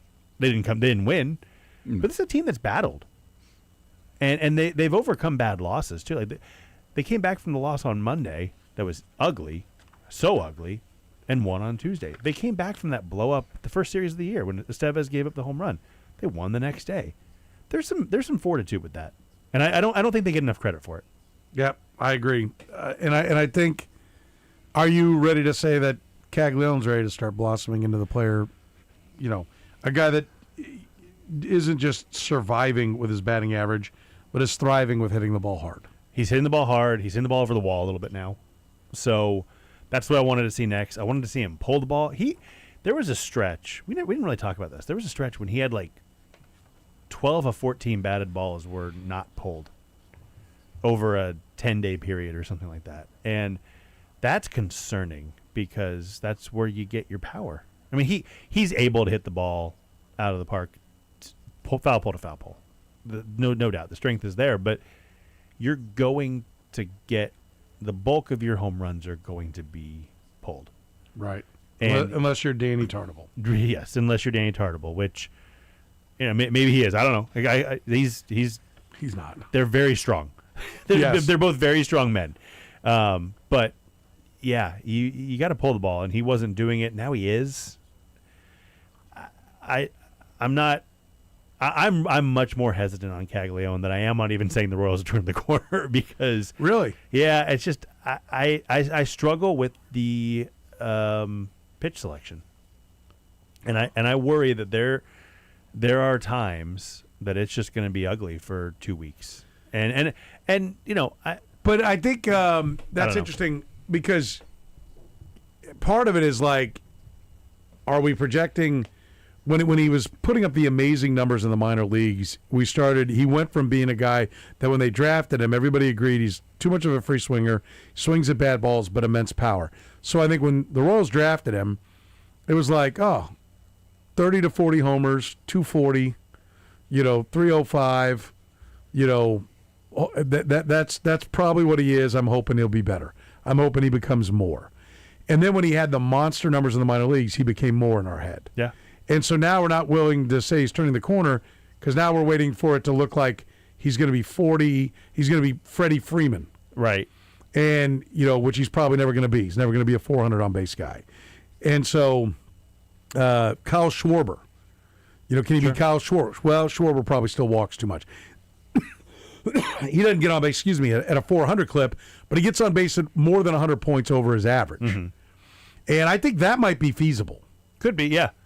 Yeah, I don't know. I mean, he has to have more raw power. I guess he doesn't have to because so much of your swing is in your wrist. But he's just so much taller, so much longer. Well, the bat head, the sweet spot of the bat head is further away from is it the fulcrum? What's the center point on something that swings? I was not told there would be physics here. This is ridiculous. Or is the fulcrum on the thing that you teeter-totter on? Anyway, but the further, the reason why tall guys throw harder, the hand is further away from the shoulder. Right. Well, it's the same thing with the swing. The further out you get that bat head, the faster it's going. Sure. Right? And so, he figures to have more just pure raw power than Kyle Schwarber. Again, there's so much more that goes into it than that. Being able to barrel it. And he does. He's one of the few guys with 80 power in baseball. I mean, he just has immense power that, so I don't think he's necessarily going to go bat 300 this year or something. But I think if he can start getting in the rhythm of hitting the ball over the wall, we'll see the batting average drop because he'll quit trying to just survive with some dinks, and he'll attack more pitches. He'll probably strike out more, probably walk more as he hits it over the wall, but we'll start seeing a little bit more of what we saw in the minor leagues. Well, let me back it up. I'm by that he's a big leaguer now. I'm not sure I'm there on big league star. Right. Yet. So right. Yeah. So I think we're saying the same thing. But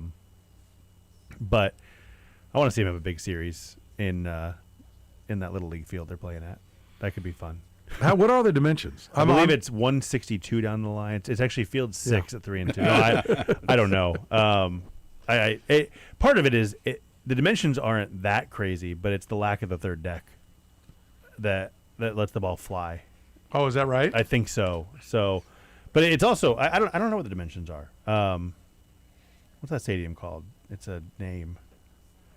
Oh man, Sacktown Stadium. I don't believe it's Sacktown Stadium. No, Sutter Health Park. That's right. No, they have a sponsor. They've been there forever with the what are they the Giants? Bees. They used to be the Bees. Oh no, they didn't. Mm-hmm. We've established that. 330 down the line. Well, this is Google AI, so who knows if it's right. But 330 down the lines, 403 to center, 377 to the gap. So it's not tiny. I think it's the lack of the third deck. The ball jumps. The ball jumps there. They got a breeze blowing out. Yeah. So regardless, the A's pitchers hate it. And Luis Severino hates it so much that he signed a 3-year deal there for $60-something million. Why would you do that? Well, did he know what it was before he got there? I mean, everybody knew it was a small park. Everybody knew the way it played. Did they? Yeah, because the AAA team for the Giants has been playing there for years. Well, go ahead. Well, Tyron Stokes has finally made his way to the set, and he has a box in front of him. Well, do we want to take it? Do you want to take it real quick? Do you have it pulled up? I'm watching on YouTube TV.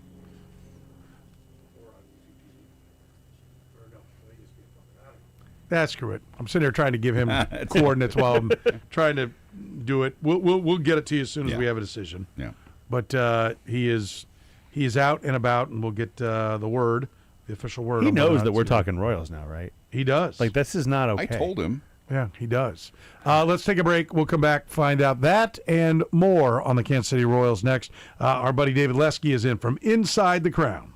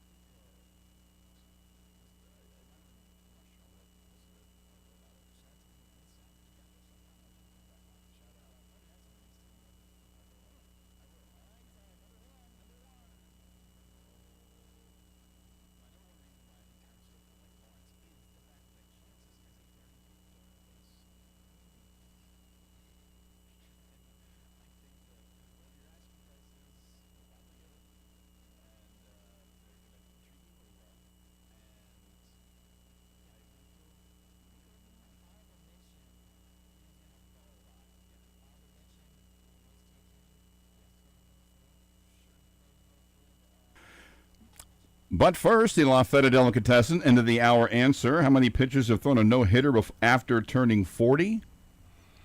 Nolan Ryan. 1. Randy Johnson. 2. Warren Spahn on this date in 1961. That was he had one when he was 30, not like right. Yeah, that was his second. Like one. 4. Cy Young in 1908. Cy Young, and Ryan did it twice, right? Mm-hmm. Yeah, but he still only counts as one man. Yeah, he's a mountain of a man. Is he? I don't know. The box has been opened. He's unwrapping. They finally got to it. The box is coming off. There's something in it. Looks like a CD. Are we sure this isn't an unboxing video? This is crazy. He's got the Is shades on. this a gender reveal party? No, he's unwrapping a box. An influencer. Looks like the size of a CD, but it probably isn't. Okay. And he's not very good at unwrapping presents. So we still wait. Oh, for God's sake. sake. We really? wait, and he has chosen. Come on, man. Oh. Kansas. 2K. Yeah. There it is. It's a 2K video game. Yep. KU, Rock Chalk Jayhawk. You got your guy, Tyron Stokes. So the number 1 player in the high school class this year is coming to Lawrence, Kansas. Back-to-back years. Depending upon which service you look at, they have landed the number 1 player. So congratulations to the Kansas Jayhawks. I hope this one, not that Peterson was a disaster or anything, but I hope this one turns out even better.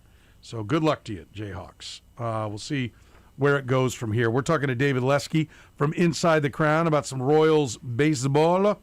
What do you think of the gutting it out through 7 from Seth Lugo? My favorite Seth Lugo outing ever. Yeah, that was impressive. Love that. I still prefer the good outings, but I did when it. I'm trying to think in the 3rd inning, I think he gave up a hit to lead off the inning, or maybe it was the 4th, and I'm going, oh, I don't know how much longer you can stick with him, and then he just kept churning, and maybe they tried to get a little too much out of him, but I also think that there's an argument to be made that how he performs in that weather because he's done it he's succeeded, and it's hard to pitch in that weather. Yeah. Do you really want to turn to somebody that you have no idea how they're going to do? And he only had 86 pitches in the 7th. Gave up a run, didn't end up mattering. I did also think it was pretty poetic that Seth Lugo went into that start, 5 starts, 1.15 ERA, 1 win.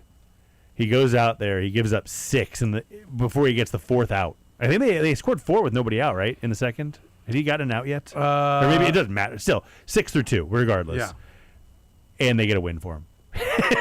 You can't score runs when he doesn't give anything up, but when he gets rocked, he wasn't even getting rocked. Well, this doesn't. This happens more often than you'd realize, even with all the hundreds of thousands. I don't know. Maybe we're in the millions of baseball games that have been played, but it was a scoregami. Yeah, a pitching line scoregami. Yeah. I saw that like no, and it was the 22nd of this year, so it happens more than you think. I think that's what I read. But to get a win, go 6 1/3, give up 14 hits, 7 runs, 7 earned. What was it? 1 walk or was it 3 walks? I think it was 1 walk and 3 strikeouts. 1 walk and 3 strikeouts. He'd given up 18 hits all year. That line score had never happened. Yeah, well, not surprising. Yeah. Because when you give up 14 hits, you don't usually stay in long enough for that. Yeah. So, no, it was impressive by him. And again, I think part of it, too, he wasn't getting rocked. It was weak contact, which ground balls bleeding through a hole. Yeah, and like little finding. I mean, they were not. They were balls that should have been hits, but if they were placed differently, they wouldn't have been. And it speaks to why you want strikeouts, obviously, because nobody's ever gotten a hit on a strikeout. But, yeah, I mean, it was really impressive of him, and it allowed them to have the guys they wanted later in the game because they didn't have to burn them in the 6th and the 5th and the 4th, whatever. So and they didn't have Daniel Lynch. Did he pitch? I don't think so. Because I think they wanted to keep him because he pitched the last 2 days. Maybe he pitched. I can't remember. Either way, no, I don't think he did. I don't think he did either. But it's been more than 10 minutes, so I've forgotten. No, he didn't. They didn't go to him, which was I agree with you. It was one of the things that made it. Now sets him up in a great spot too, coming off a day off, and not having to overwork anybody in that game. That they have their full complement going into the series. Luinder Avila back now, which could be good. Which we hope will start to take to the bullpen role. Yep, and add them something. Morgan, Mears, Lang, and Urseg went on Sunday, so. Yeah, I do.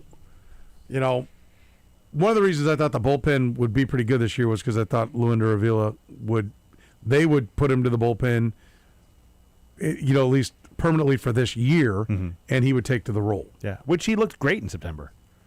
I would really like to see that happen. Yeah, I'm hoping that he is not the long man. I think Mason Black is there for if you need 3 innings, he's the guy, and we're going to see Avila in I don't know if he'll be in leverage right away, but 1 inning, air it out, throw 98, and see what you can do. A run comes around on Urseg, but it's not earned because he was on second base and it was a pass ball. Yep. So what he gave up was no hits, 1 walk, 2 strikeouts. The walk is concerning because he's walked so many guys, but the strikeouts seem to be starting to creep back in. Yeah, maybe that's a little bit of what maybe he's been too afraid of the walks. Yeah, could be.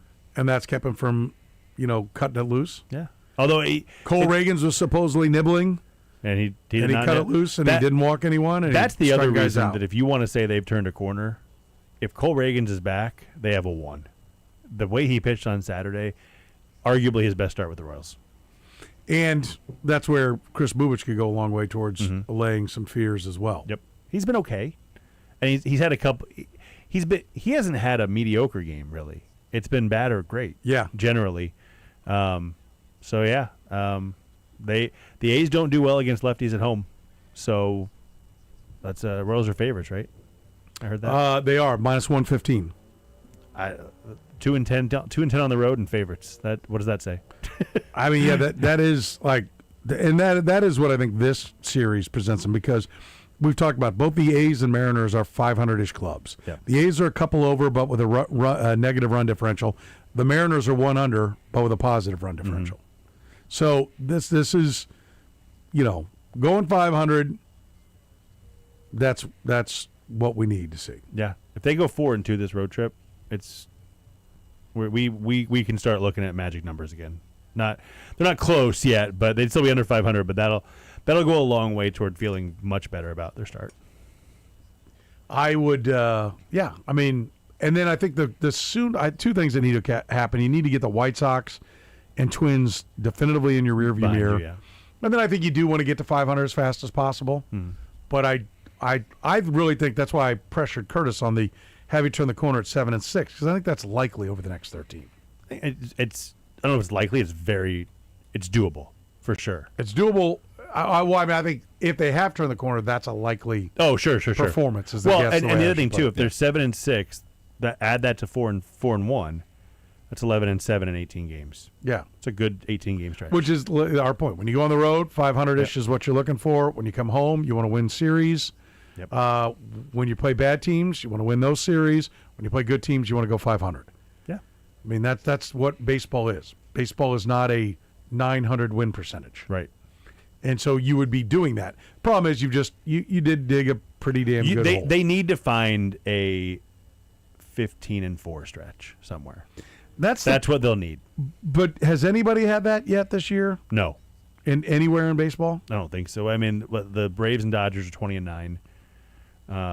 But the Braves might have. They may have. I don't know. But they need to find a really good stretch of 15, 18, 20 games to cover up for the bad 15, 20, 18 games they had. I mean, they've got a stretch of 9 they did last year. Yeah. After the Tigers series, they've got a stretch of 9 with 3 at the White Sox, 3 at the Cardinals, who are starting to play down to where we thought they'd be, and then 3 with the Red Sox team that fired their manager. Yeah. So that's a 9-game stretch where you can get healthy. It's Seattle and Yankees and Texas. Cincinnati's playing really well after that. Then Minnesota, Texas. Houston's not playing so good anymore. Washington. I guess there's a stretch. Houston, Washington, St. Louis. That's a 9-game stretch where you can do some damage. With the random Saturday off day because of the World Cup. Yeah, June 12 to June 21. There's a couple spots for them for sure. Phillies and Mets all of a sudden looks July 4 to July 9. That's a 6-game stretch against bad clubs. Baltimore's right after that.